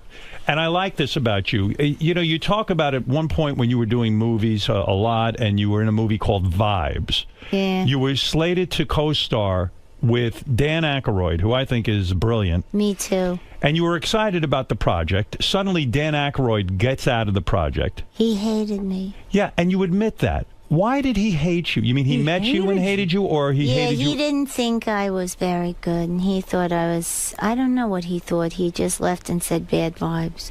Did he say to you... Did he confront you and say, look, I just don't think you're up to this? No, I tried to read with him, and it was the first time I'd never read before with anyone. Which is a very disturbing process. Well, it's difficult. Different. Yeah. It ain't like, you're not supposed to act. So he did this thing that I didn't understand, and I felt like... What did he do? You're in there reading Vibes with him. Okay, it could be anything, like Mary Had a Little Lamb, right? So say it's Mary Had a Little... Mary had a little lamb, his fleece was white as snow, is everywhere, Right, blowing it off. Because I didn't realize, but that is a process. I just thought he hated me. I was like, okay, I guess I have to just keep reading. I went and did a screen test first, with Ron Howard to make sure I didn't look like a complete idiot. I said, if I look like an idiot, I don't think I'm up for this. Right. And then I did it, and he said, oh, it's great, you have something. When Ron Howard says that to you, you believe him. If Ron Howard says to you, I'm going to put money into a film, millions of dollars, and you've got it, that you believe that, of course, but yet you didn't believe in yourself. And when you met Aykroyd, I feel like you kind of lost confidence. Well, I was a little heartbroken that he, Then I stayed on the project, I was like, I felt like the bad egg. And they brought in Jeff Goldblum. Yeah, and they brought Peter Falk in because I begged them to bring Peter Falk in. I even had Great my actor. hair, but more than that, the rhythm of his speech is like mine.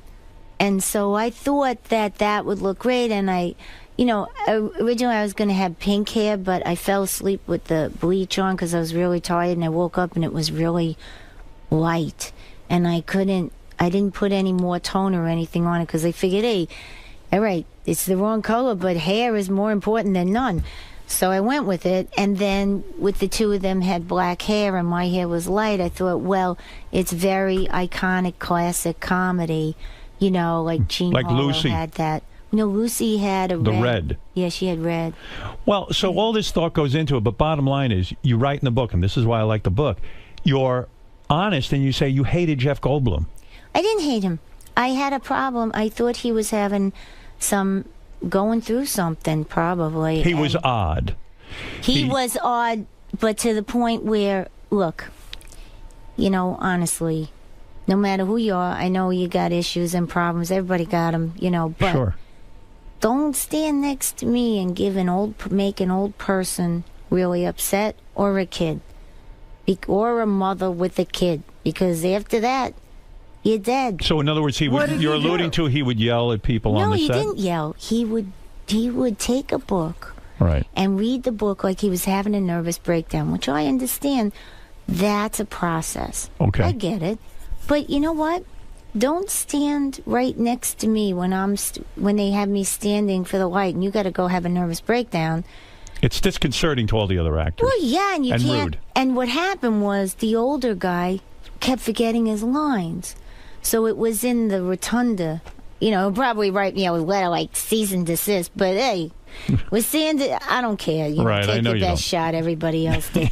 So you know, I'm standing in the rotunda, and there's this older fellow. And he's supposed to be our boss, and Jeff is having the nervous breakdown routine next to us. So I said to him, "Look, pal, not for nothing. I could notice here that this is you're doing your little method thing." I said, which is fine and good. But why don't you take a walk? Because I asked the guy right in front of me, I said, "Do you find this disconcerting?" And he said, "Yes." And I looked at him and I said, "Look, you know, you do your thing, take a walk, and then come back. If you don't, I'm going to have to kill you, and it's not going to be a murder mystery because I'll kill you right here in front of everybody."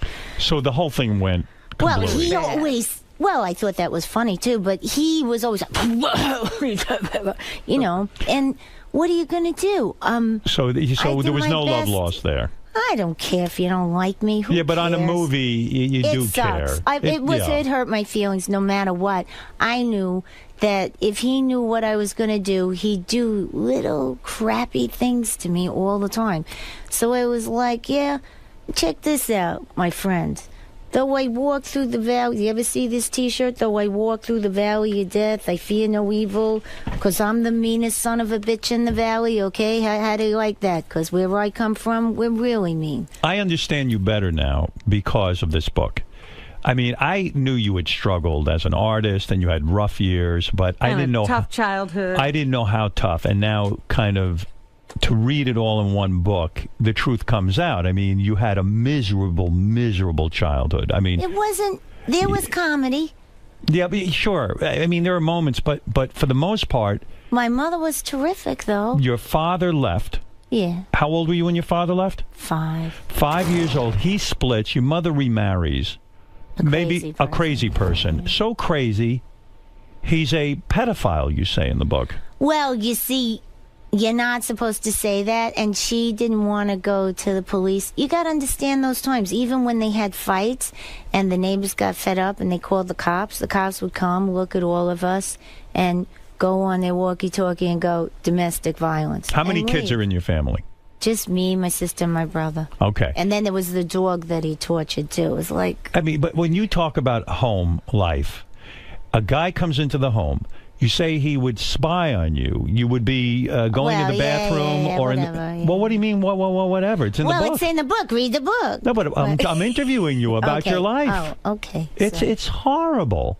Well, it was tough. The man would drill a hole in a bathroom. He and didn't. He had a fight with my mother, and he threw her against the bathroom door. Oh. And her wedding ring, which I remember when she first got married, she said to me, she showed me her ring and a dress, and I said, "Ma, it's not gold." She said, "It's platinum. It won't wear out."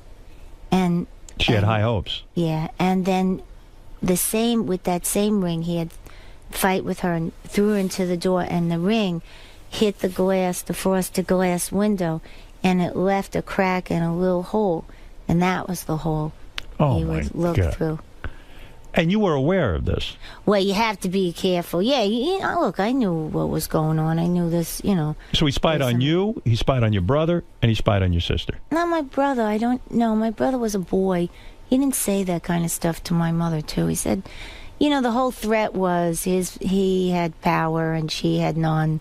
He would beat up her parents and rape her daughters. And He would say that? yeah, and He then would if she threaten your mother? Yeah, and if she tried to go to the court, he'd drag us on the witness stand and make it look like we were asking for it. Oh, my God. So you had to go testify at... We never did. She never did.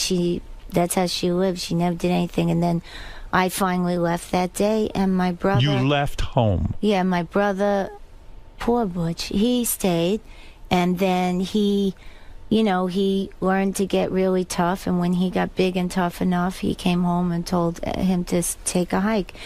And the funny thing about bullies only like to bully people smaller and with less physical power or power. Yeah, they're really cowards, yeah.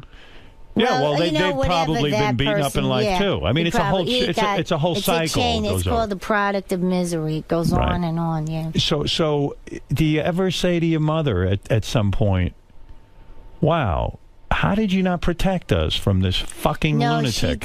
she did. She used to fight with him. She used to tell us to go in and lock our door.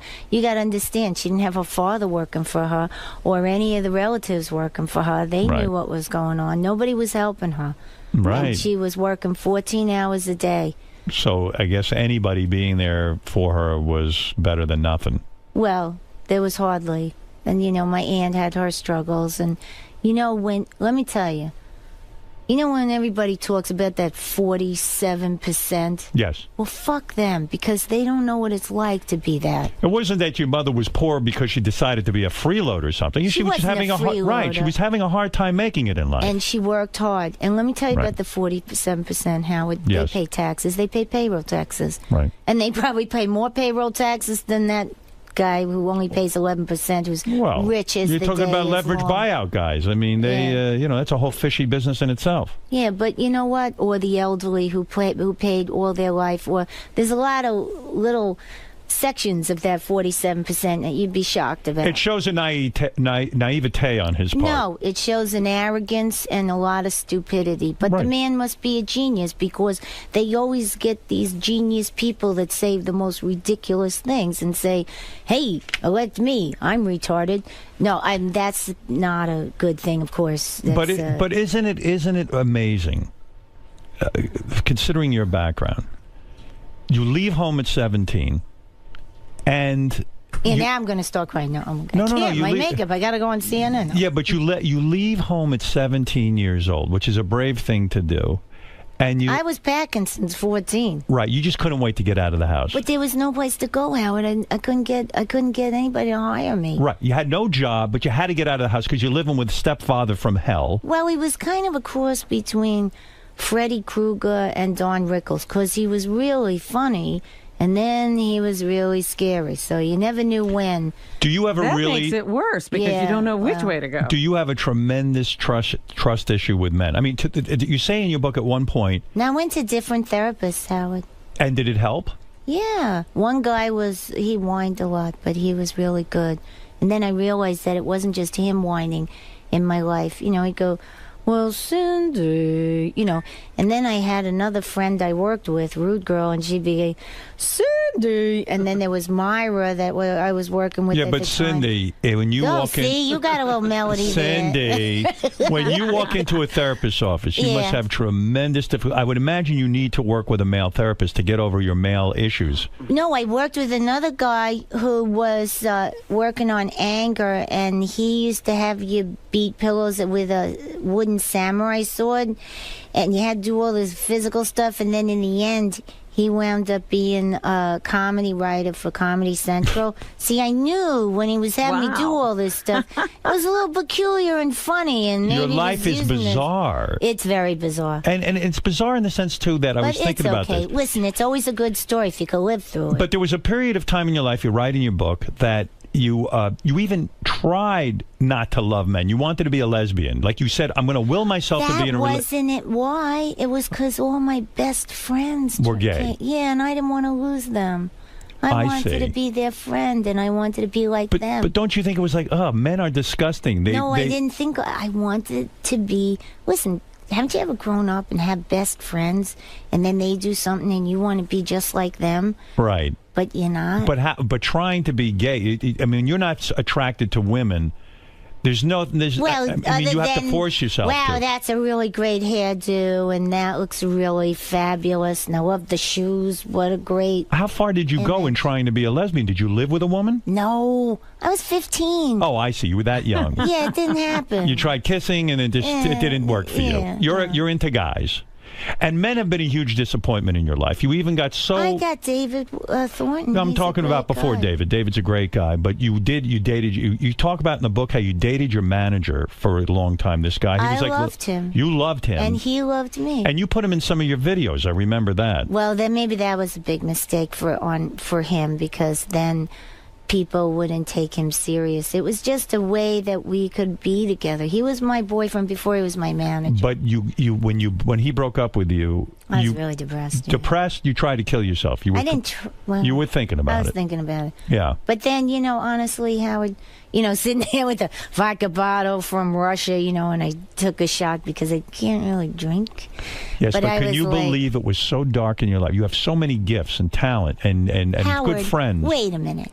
It was 1988. Yes. Lenny had broken his leg. He wasn't in the studio. The evil Tommy Mottola took over everything. I'm sorry. Gotta say. I mean, it was like the evil empire up there. But you're critical. You're critical of Tommy. No, it's not. Why, you his gumbade? No. I know Tommy, and I know him well. He's very nice. But I'm going to ask you. Unless you're in a business where it's about who's going to be the most powerful. And at that time, I also was stuck with a guy who was a bit of an alcoholic, who we were helping, and then all of a sudden he turned really weird, and I had to finish a record, and I was sick to my stomach, and my relationship with David was gone, Lenny was gone, everybody that made me famous or worked with me and helped me and was nurtured now me, gone. And now you have knucklehead Smiths up there who are going to try and make me do what Hart did and sound like Hart. So, for somebody who really wanted to own their own path, who changed the way people sounded on the radio, the way people looked, the color of everybody's hair, for them to then turn around and tell me I had to wear jeans and a T-shirt, why, you'd be depressed too. Well, but if Tommy is trying, I'm not he just was picking on the Tommy. same. Well, it was him hiring the people. But yeah, I'm saying, in other words, he's got his money in you. He's got he's backing you. He wants to see you succeed. No, you feel he was against you? I have no idea. All I know is every time I put something out, they'd say, "Well, there's a memo saying that we're not going to promote you." I see. So, it's like, okay, who's that? Why memo would they from? do that? You mean they didn't believe in the record? No, because there was a lot of political stuff going on. At that time, Howard, Tommy and Walter were fighting. Walter He Yetnikoff. was trying to get Walter out. So I stuck up for Walter because Walter had helped me at one time. But I had helped Tommy, too. I helped Tommy get the job. I brought them over to my house. See, but I don't understand something. If I'm a record company guy and I own a record company, I want my artists to do well. No, they want their artists to do well. But aren't you their artist? Not when the guy who signed you is gone. No. And they don't care anymore? I mean, they to me, have their list. Don't you know that's how corporation? They get rid of all the people, so they put their people in, and now they want a new face. But they wouldn't let me go. But you know what's funny to me? If I ran a record company, I'd say, I don't care who signed the artist. I got to make money with this record company so my boss doesn't get rid of me. No. And so I look at an artist like you. They didn't care like that. But the Japanese did come to me at one point and say, Cindy, we believe in you. We like your music. Please make a record. We want to promote your music. We like what you do. Because at that point, everybody was telling me they didn't like anything I did. So, here you are, you work, you got an original sound, you did your path. Then you have these other guys come in and tell you, oh, we're changing everything about you. Because to them, it's disposable art, and to you, it's a living art. Well, I think you're right. I think that you have to stay yourself. You have to be true to yourself, because otherwise you become cookie cutter and like everybody else. Well, the thing about me was I wasn't like everybody else. That's true. And that's what made me famous. The song that made you most famous, I believe, was Girls Just Want to Have Fun, right? Was that the big one? What did it was, now, Girls Just Want to Have Fun would have gone by the wayside had there not been Time After Time right after it.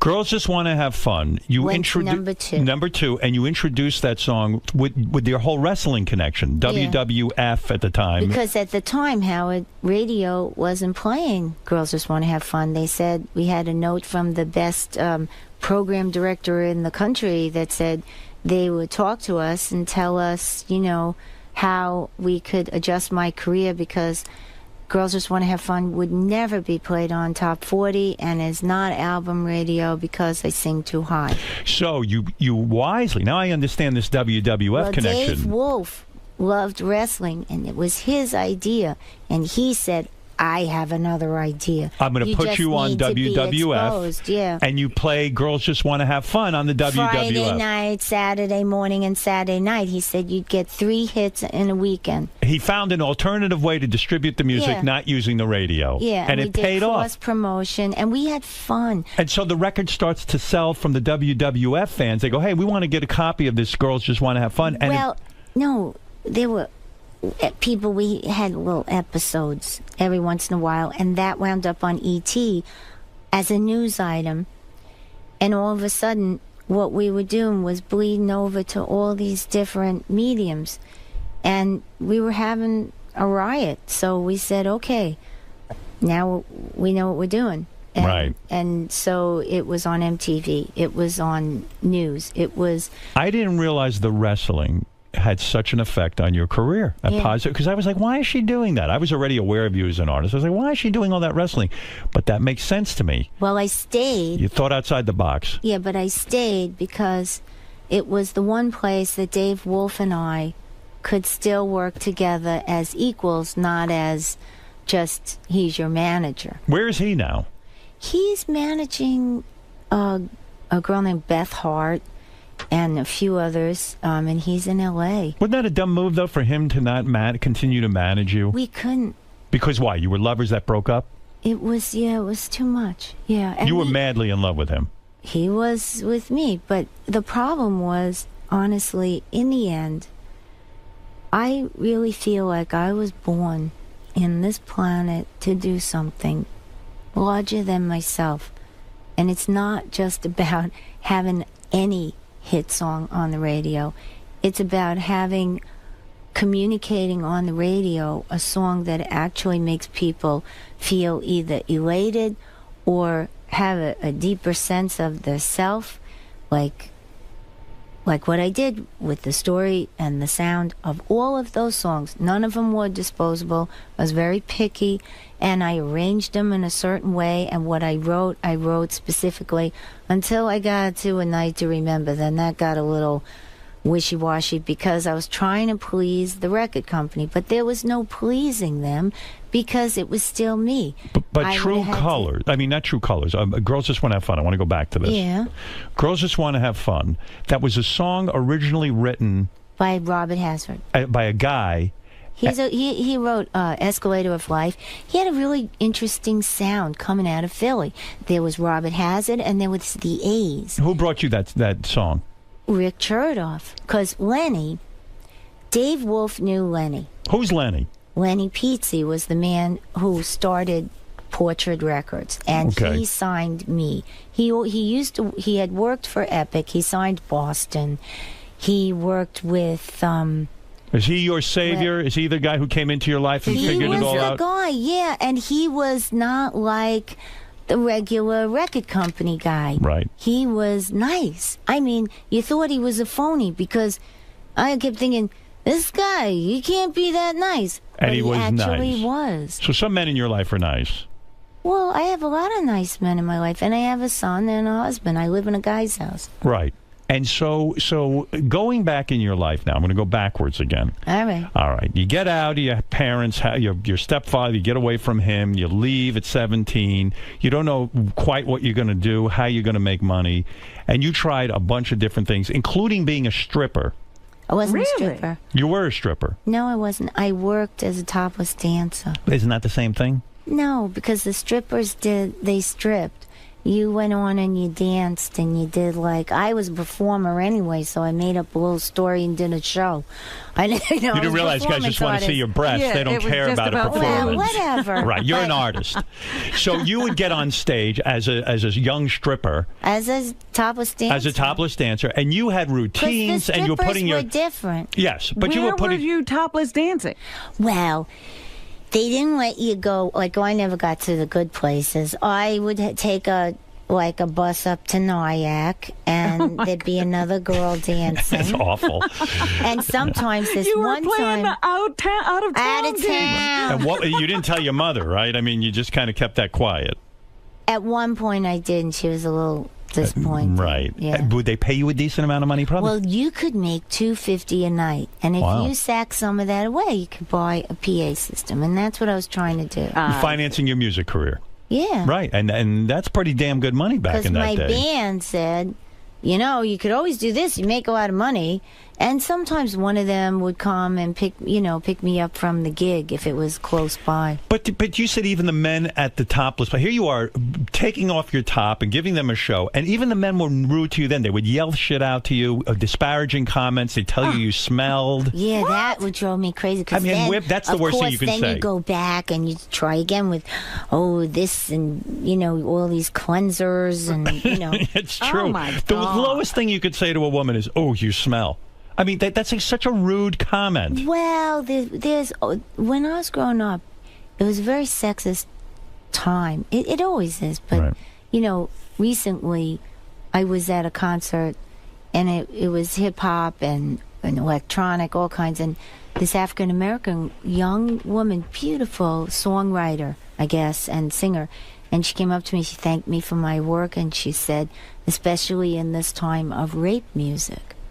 Rape music? Rape music. And I said, what is And that? then all of a sudden I started to think about it. Now think about it. If you're a girl and you're listening to the hip hop and they're talking about your pussy's wet and it's all this assaultive talk. Yes. It's rape music for her. For me, I shut Well, it it down. encourages I men to can't. think of women as like disposable. Well, it's the suits, the heads of the company. They won't put out anything else. Right. Ask the young rappers; they'll tell you.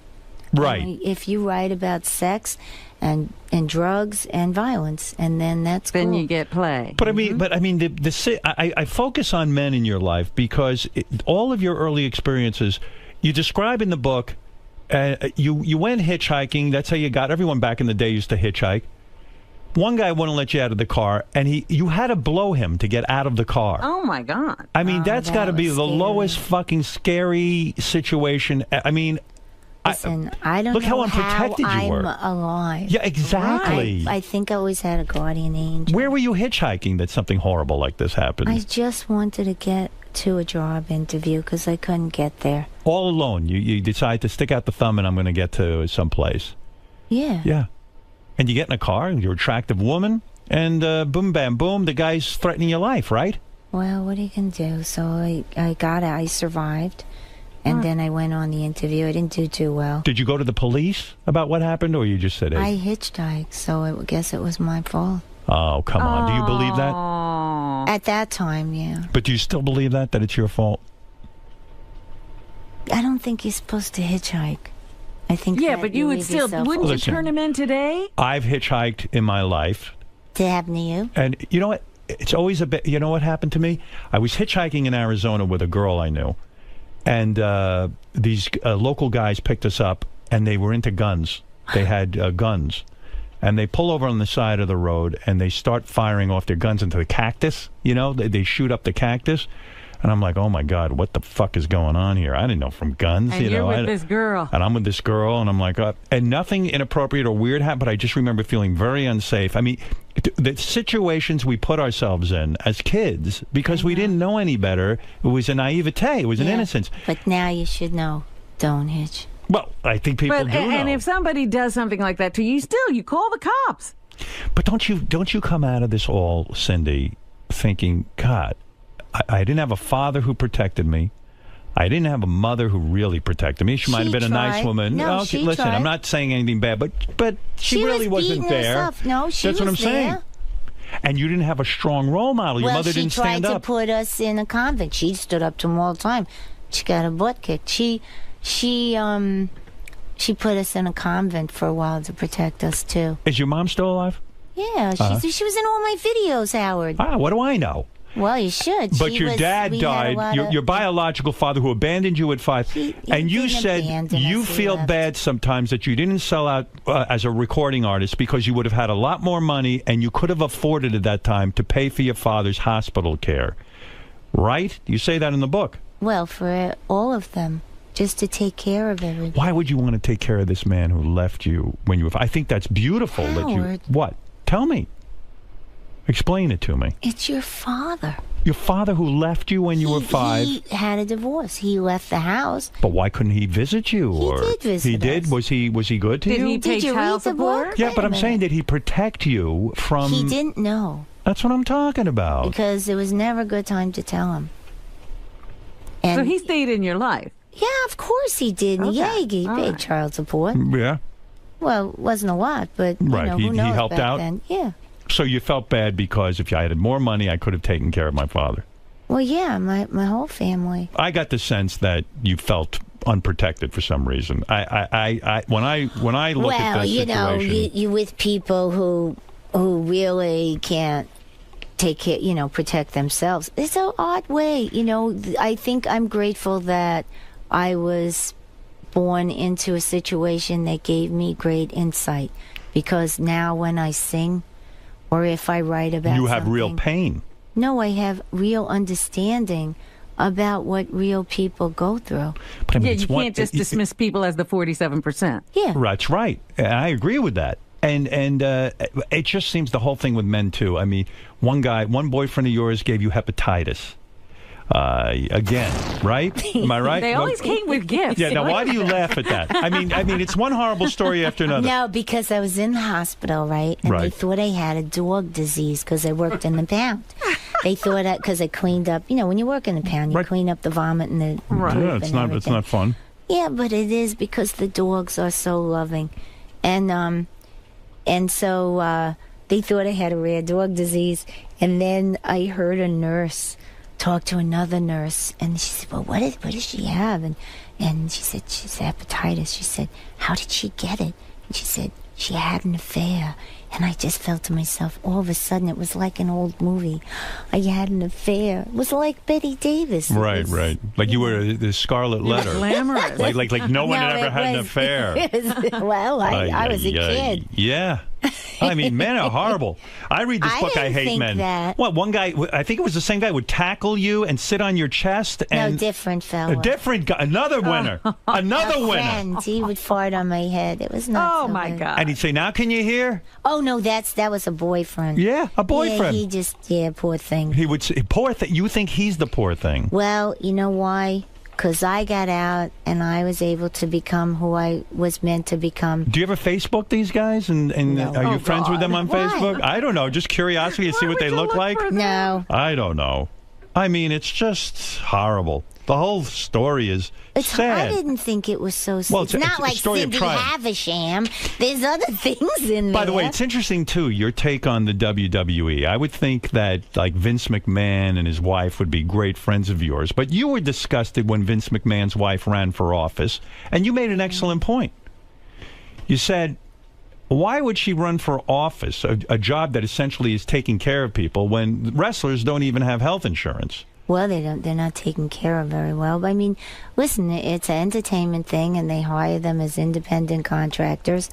But when you see them, you know, some of them hobbling, and still their love for it. They love it so much. They love the occupation. They love being entertainers. They love wrestling. And they love wrestling. Right. And that's part, for me, is sad. But you're negative about Vince and his wife, I guess. Was I negative in the book? No, but you have made the statement that, I you know, said, yeah, it's the unusual. whole the senator Running for Senate. thing. Yeah, that's scary.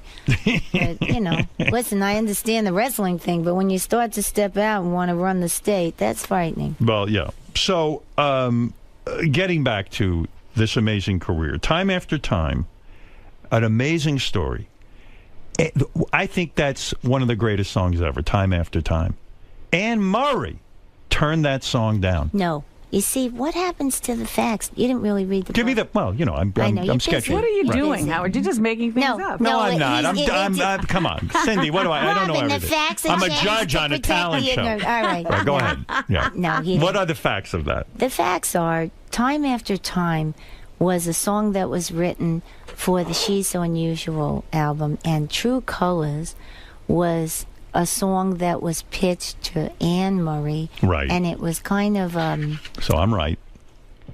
Go ahead actually, so far. You said Time After Time Oh, was... okay. I got the name of the song. That's I'm sorry. pretty intense. Well, That's come on. pretty Listen, big. I'm not living your life. You can correct me. No, that's a big, All right, go ahead. big part that's Right. different. Yes. And True Colors had come, and my friend Gregory had passed away, and you know, they were my very close friends. So at that age, when you have friends, you think you're gonna live forever, I guess, and be old and sipping mint juleps. Not that I like what that tastes like, but the idea of it at the Pink Hotel somewhere, you know. Right. And it didn't happen, so we were very sad. And we had the funeral. I was doing the song, and all of a sudden, I stripped the song down because it was, it was pitched for Anne Murray, so it sounded like country, western, gospel. So I just was working with Peter Wood at the time. Did you ever know Peter? No. Well, anyway, he I don't was a know wonderful anybody. keyboard player at that time, and he played with Roger Waters, and anyway. Right. So he, I said, just make the chords that we use. So he kind of did different voicings, and I stripped it down and just sang with the keyboard. And then when I went back into the studio, Lenny was working with me, and I said, I just want the voice to be like when someone's driving in a car, you hear it in your ear like a whisper, and everything in the song has to call to your soul. So I put a drum sound that was kind of an archaic, like an old, sounded like an ancient drum, Right. call to the soul, and then kind of whisper in their ear, and it was a healing song. So I thought that would be the best way to heal people on a medium that does not have that kind of music on it ever.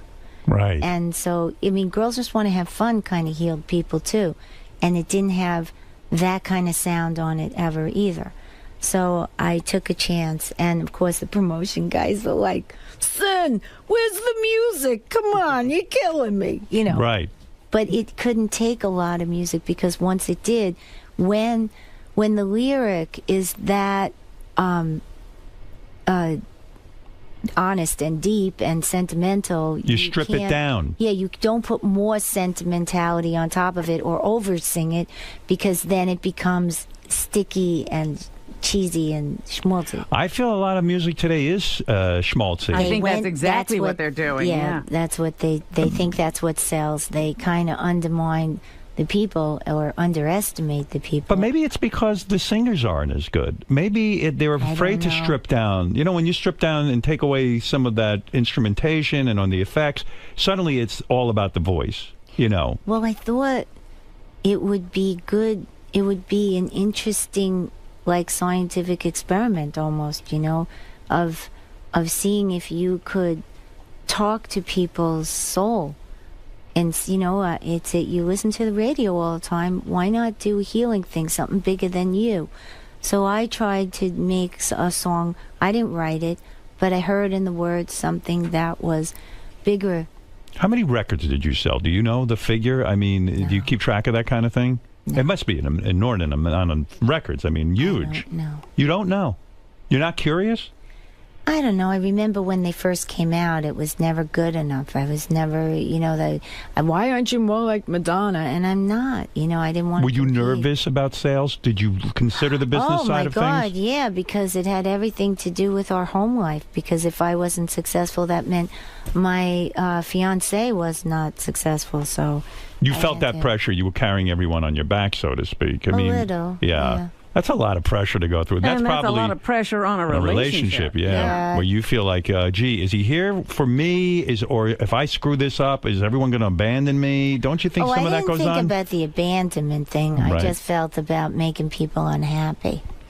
Is your favorite song that you do the True Colors? Oh. To me, that's my favorite one you do, Really? I like Sally's Pigeons. I like, I feel that is your most raw performance. Oh, it's naked. Yeah. It's naked. I like the blues stuff, too, because it was different. I like everything.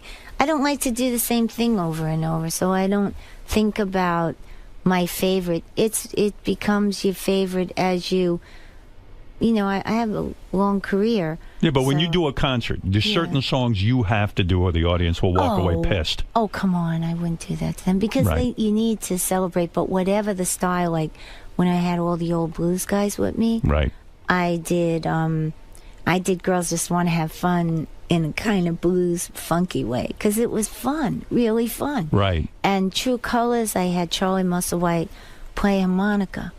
And I would sing to that and play a little dulcimer too. Do you work on your voice still? Do you take any kind of vocal? Did you ever take vocal lessons? You did. I still study. You still do. Katie. Why do you do that? Because as you get older, you've got to be very careful of that instrument, right? No, you know what? No, not because as you get older, because as you work more. You know, when you first start, everything's about your voice. So you go to your vocal lessons, or you do your voice, or you make sure you're not doing promotion and touring at the same time. Everything is about you're a singer. But is it fatiguing worrying about your voice all the time? Do you constantly do you keep your voice at a very low tone? No. You can you go to a game and scream and yell and not worry your voice is going to get wrecked? I don't know if I would want to scream and yell. I went back to Katie after a while because I did The Apprentice. I felt like it really messed up my voice. There was everything like environmental stuff that irritated my throat and too much talking. But don't you think that's a little bit of lead singer disease? You know, they always talk about lead singer disease, LSD, lead singer disease. What is that? That the lead singers are neurotic about their voice. Of course they are. They've got to work. That's all there is. But I mean, you know, oh my God, when you say to a non-performer, oh, the environment, it's polluting my voice, it's changing my voice, I can't raise, I need a day of vocal rest, I need 2 days of vocal. Everything revolves around that voice. Isn't it great? But nowadays it's not. It hasn't been like that. I have, unfortunately, all these things like I have to leave for Chicago tomorrow because I've been writing music for the musical Kinky Boots, and so I write with my voice. And you're writing that with Harvey Fierstein, right? Harvey Fierstein wrote the book, and I'm writing the music, and Jerry Mitchell is the director. And now we have this amazing cast. It's a brilliant story. I know about it. Kinky Boots. I've seen that movie. It's based on a movie. Yeah. Kinky Boots is the story of a guy who has a crappy business. He's a shoe business. He's going out of business, and he figures out he's going to make shoes for transvestites so that they can have big, oversized shoes, sexy heels and things. So it's Kinky Boots. He finds a niche market that's underserved. Right. And it's fascinating. And so you wrote the music, and that's going to be a play that I guess eventually will make its way to Broadway, right? It's going to be at the Hirschfield Theater, and I guess the previews are in March. And right now it's previewing in Chicago, and I'm going to go there tomorrow to still adjust the music. And, you know, because we have these performers, like you write the song, but then you get these wonderful people who, you know, it's like a dress. You can't just put on a dress. You got to have it fitted to you. So, you know, Billy Porter is Lola, and Stark Sands is Charlie, and you have this wonderful supporting cast of people. I tell you. Hey, will you be in the? You're in the show. I'm not in. You're not in it at all. I'm writing. You just wrote the music. Yeah. Big bucks in this kind of thing, or no? I don't know. What do you mean you don't know? You act like you don't know, but you know. Are you a wealthy woman? Are you a very wealthy woman? No. You are not. Why is that? You're a recognized name. You're a big star. You were in movies. You made music. You did it all. How are you not a wealthy woman? Well, I never got the big deals that a lot of people got. Who are we talking about? Like a Madonna type deal? Well, no. You know, like when they were doing those deals where they'd sign a person for multimedia. And I was never, like, no matter what. I think my representation was really bad for a minute. For a while. But when you had all these when you were topping the charts, don't you go out on tour and then sock it in? Isn't that the plan? I thought I was, but I wouldn't I wouldn't sell out, and I wouldn't, like, invest in things that I thought was wrecking the rainforest, and I didn't want. What do you mean you wouldn't sell out? You mean you wouldn't? Well, like, you know, in the beginning, Howard, you didn't accept any kind of sponsorship from a corporation. Right. Because if you did, that was kind of... It wasn't cool. Yeah. And right after me, everyone sold out. Went corporate. Well, the Stones, I remember, then started taking... corporate. They went corporate. Very corporate. Corporations started sponsoring a lot of tours. You're right. Yeah. And then so I said, okay, well, what about if we go to Kodak and ask Kodak if they'd sponsor the True Colors tour, because the song True Colors and all the color we use ties in. And they said no. And then afterwards, when my tour was over, they went to Billy Steinberg and Tom Kelly and asked them to use the song, and they must have heard me sing it live because they sang it a cappella. Right. So they got a little kid to sing it a cappella live for them, for their commercial. And you didn't get it? No. Ay vey. No, it was like little things like that all the time. And yeah, does my son say, Ma, what happened? Does your son understand who you are? How old is your son now? Oh, he understands. He's 15. He's in the reality show with me and David. When he, That's kind of... Is it hard on your ego when the kid starts in with you? Yeah, I mean, come on, you're a big star. Can I tell you something? You Yeah. have kids. Of course. Yeah. No. Do you, when you walk in the house with your kids, you leave that You big turn it star off. shit outside. That's right. You try to. You hope it doesn't get involved, No, because it then you're a doesn't. disaster. Kids, your big star is home. I know. You try and forget. The dog doesn't care, I'll tell you that. Are much. you gonna? You're really gonna do the reality show thing with I your husband? did You it. did it, and I'm still we're still filming a little. Why open yourself up to that? I had liked Mark Burnett's People, and I didn't. After The Apprentice, you liked it. No, I had signed with him before The Apprentice. Oh, really? I had gone I'm to surprised you him- did The Apprentice. Well, because I did it for the True Colors Fund, and it was able to fund the Give a Damn campaign. Okay. And I think I helped a lot of people with the Give a Damn campaign with the help of the people that worked with me. But we worked hard to try and help people. But Was it a positive experience doing The Apprentice, or did you hate most of the people? I didn't hate the people. No, I really. You don't get liked- along with a lot of people, true? Didn't you meet Bruce Springsteen at some point in your career and it went horribly? love but Bruce didn't it go Springsteen. terribly? Wasn't the story that you I went to a horrible Seder. you went to a Seder? It wasn't A showbiz just- Seder. Yeah, that was bad. And what happened? Bruce was there. No, all these people were at this table, and it was so awful. They were the people I could never. I didn't even want to talk, because what was I going to say? Wait There's a nobody second. to talk to. Back up. You were invited to Walter Yetnikoff's house. Yeah, no. Was it not at Walter's? No, Where it was it? at this restaurant where they had all these tables, and everybody was gonna, what they call it, mishbucha. What does that mean? Family. Yeah, so everybody was going to be mishbucha, and we were all supposed to sit there. It was Easter Sunday, and we eating stuff. I don't know. Now, The why were you pancakes uncomfortable? Were good. The potato if Bruce pancakes Springsteen is there, were good. He wasn't sitting with me, hon. all right, but he's in the room. He comes in. I went up to him and his new wife at the time, Julianne obviously, Phillips. That wasn't going good. Right. And I said, "Oh my God, I'm so glad you guys are here. It was really rough. I'm sitting at that table. I couldn't talk to anybody, and the women only talk when they're spoken to, and when they do talk, they only talk. They're so fearful. They only talk about their husbands. There's nothing to say to anybody. There's Pia Isadora and her husband, who does the female wrestling and thanks me. And you ever watch his show? All he does is the crotch shots. I was like, I can't even, you can't imagine. And she turned around and looked at me. She said, I know what you mean. And then Bruce looked at me and gave me a dirty look. And I'm thinking in my heart sank and broke in a million pieces, because I remember Rosalita and making beds when I was a housekeeper. You thought you had a singing. soulmate in Bruce, and he would understand you. And he looked at me like that, and I'm thinking, E2, Bruce A. E2 Bruce. He's actually... So in other I had words, met him a time before, and he was really nice. That's why it was so surprising. in other words, you felt Bruce, out of all the people in the room, would understand the awkwardness and the tension in the room for He's you. a rocker. And yet he looked at you like, how He dare left you out you? there. Yeah. He left you out there. He was Yeah. like, this woman, I don't know what the fuck she's talking Yeah, about. then I felt like E2 Bruce A. Yeah. And then, I became... Maybe Bruce thought you were being disrespectful. You should get into the spirit of the thing, try to have some fun, and not Tell turn you everything something, into Howard. drama. There's some really fabulous satyrs, and that wasn't one of them.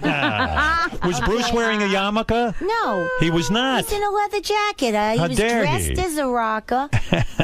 But he was acting corporate. I don't know. He was strange, but You will never work with Jessica Simpson again. After you worked with her on the Divas special, you were... So you watch Bravo, huh? Well, come on. Why not? What happened there with Jessica Simpson? No, she's all right. She's, you know, she's got her not own your little type world. of person. She's not my type of talent either. Did you get along with everyone on The Apprentice show?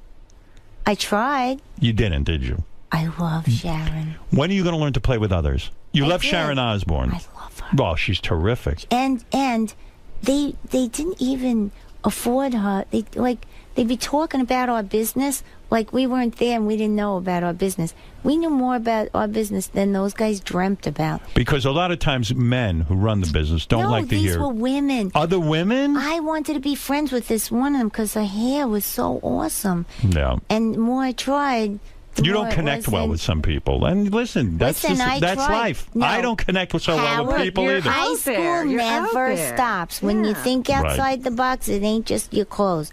Because I tried to fit in. Did kids make fun of you in high school? In high school, a little bit, yeah. Why, you dressed differently? Were you No, original? I just, at one point, I checked out. You checked out. I couldn't take it. I hated it. When you were doing your topless dancing, why did you choose the name Carrot? Carrot Top? Carrot Top. Because my hair was red. I see. And it didn't matter. You just made up any old name. I wish I could have seen you topless dance. I would have been honored. Of course. Don't you have a table at Scores? I don't have a table of scores, but I'm going to get one very soon. Is it true Annie Leibovitz did a nude photo shoot with you? Where is that? Where can I look that up on the internet? Oh, I got all of them. You have them all. But I You don't never know where released they it. are now. Is that because- true? Annie says to you, "Hey, Cindy." No, I said because I wanted to make art, and she was such an artist. She is. And I thought we can make art, you know, like John and Yoko. You know, I wanted to make art, Right. and you know that didn't. What happened? You hated the pictures? No, I didn't. Yeah, it was kind of dopey. She wasn't at her best. And then we did the True Colors album, Right. and that was beautiful. But the nude thing was an That was attempt. nude. And so you said to her, "Annie, I want these pictures. You give them to me." And No, she, the record company, the people at the record company just gave them to me. they did because they owned them. Yeah. That was nice. Hey, that's nice. Yeah, you got Yes? those under your yeah, control. because who the hell, you can't use them for anything. I want to see those. I want to see what happened when you try to make art. I have a feeling it was too pornographic. Too. No, it wasn't. No? Why didn't you like them? You just didn't like the way your body looked? Yeah, they weren't, it was okay. It wasn't great. There was no art. Well, it was trying, but we didn't make. They didn't achieve art. Yeah, they didn't get they there. made an attempt. Yeah. Yeah. Bob Dylan, when you met him, I love Bob Dylan. I thought you were. I kind of got the vibe maybe you were disappointed because he said to you, "You're not one of those bra burners, are you?" Yeah, and I was like, yeah, card carrying. But I said, you know, listen, I said, being a woman, I would think I got to be concerned. If I'm not concerned about my civil liberties, who else will be? And he turned around and said, yeah. And I'm thinking, I didn't say anything. What a conversation. I didn't. Well, you know why? It was one of, you know, listen, if you think that I got tortured because in your heyday, when you first become famous, everybody's really nice, phony, not phony. Right. And then later on, they like to give you the old, you know, Knife in the back. knife in the back. And then, you know, everybody goes through it. And maybe they were treating Dylan in those days not like he should have been treated. But isn't it amazing when you meet some of your, because you're in the position you're in and you're a great artist. Meet them. But isn't Don't it meet your amazing? heroes, Yeah, right. yeah. Exactly. That's what I was going to say. Isn't it amazing when you finally meet your heroes? They're just people. And do you ever say to yourself, how could that guy have written those songs? He's not that deep, and he doesn't seem to have simpatico. No, he is deep. The problem was when he was growing up, the civil rights movement did not include women. He did not understand that women also needed to be free. And people today still think, well, what's wrong? They got everything. Yeah, you can't get paid the same. You know, there's a glass ceiling. You have to know your place. But don't you find it amazing that some of the guys who have written some of the greatest love songs and beautiful, insightful lyrics are usually sometimes big assholes, right? Well, sometimes they were born in the wrong generation. Is that it? But how can they You're be very so forgiving. How No, could they but be? But Robin- Cindy, how could they be so evolved? They're not. But how do they come up with those brilliant lyrics if they don't? Because sometimes the best part of people is in their work. Like Picasso. Right. He was a real shit. He was horrible. He was a shit? He was Picasso? a shit. God. He Yes. was awful to women. Was he? How do I know that? Yes. I mean, I don't know. Don't you know Oh, my your history? God. Cindy, look You at me. gotta Do I know look like your I know history? history. I read comic books my entire life. But Howard, what you're history do I talking know? to all these people. You gotta know. People aren't interested in He never Picasso. talked to They want to hear Picasso. dick jokes. You know that. Okay. You What would can have I loved tell you? Picasso. All right. So buy my book, but there's no jokes like that. All right. So you love... all right. Let's leave it at But that. you should have read the book. Cindy, listen, I just got in today. I'm going to get the book. So now go I'm on. interested. I did write you a little inscription. Did you write the book yourself, or did you use a like a co-writer? Well, when it says Cyndi Lauper and Jancy Dunn, what do you think? How involved was Jancy? What was the process? You Well, I didn't want her to. They said, "Well, you'll have a ghostwriter." I said, "The woman's not dead." She's not a ghost. So I don't like to take credit for somebody else's work. That ain't my thing. No, of course So not. did you talk it and Yeah, he wrote it? we Yeah. did interviews. Right. And then when I read it, I realized, oh my God, some of the stuff Very she honest took, book.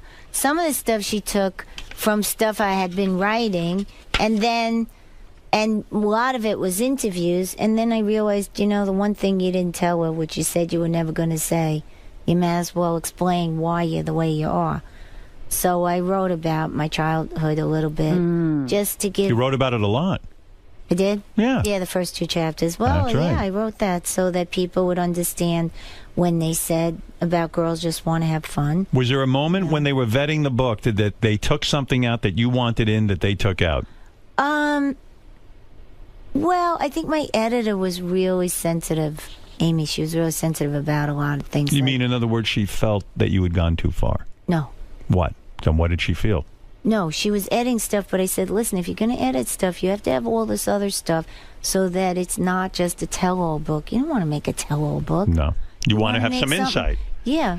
All right, look, let's get to some interesting things here. Cindy's Sally Pigeons and Springsteen's... I see. Oh, what is this? What? Cindy, Sally Pigeons, and what is this? I have no idea what that I don't know. Cyndi Lauper's book, A Memoir, is in stores now. Yes. That's it? A memoir. That's a mark. Yeah, I didn't want to call it like, a title of a song. I thought that'd be really corny and... See Cindy, well, don't see her, but the musical Kinky Boots will be something that she wrote, the music. Yeah. Previewing yeah, I had partners with that, too, with the music. Harvey Firestein. No, he didn't write the music. He I wrote had the book, partners Howard. in the music. Well, that's what I'm saying, but he's also your partner in the play. I mean, Yes, he wrote the play. is. Yeah. He's the one that I did it because of him. Right. And usually when he's involved, the thing's a hit, right? Well, he's a wonderful storyteller. The show is called Kinky Boots. For tickets, you go to kinkybootsthemusical.com. Right. And look for Cindy's reality show, Still So Unusual. Yeah, I made him change it to Still So Unusual because I figured beat him to the punch. You are unusual. You are. You're quirky. A little But quirky. that's what makes you interesting and creative. The reality show, did they come up with shtick for you to do, or do you none of that? I have a busy life, Howard, so I just tell them, come with me. And you don't turn off the cameras when things get intense? If you have an argument with your husband, David, or you have a... David is the easiest. You never argue with him. Oh, I do, but Will the it's not arguments about... be on the show? I don't know. There's no arguments. Cindy, we want the real thing. Oh, you do have the real thing. That's right. So. Look for Cindy's reality show, Still So Unusual, on We TV. We Women's Entertainment. Everything women. Not really. No? No, that show, the show has a lot of, like, David and Deck just appeared a little bit, and then the network went crazy and said, oh, my God, Well, we see great things, like weird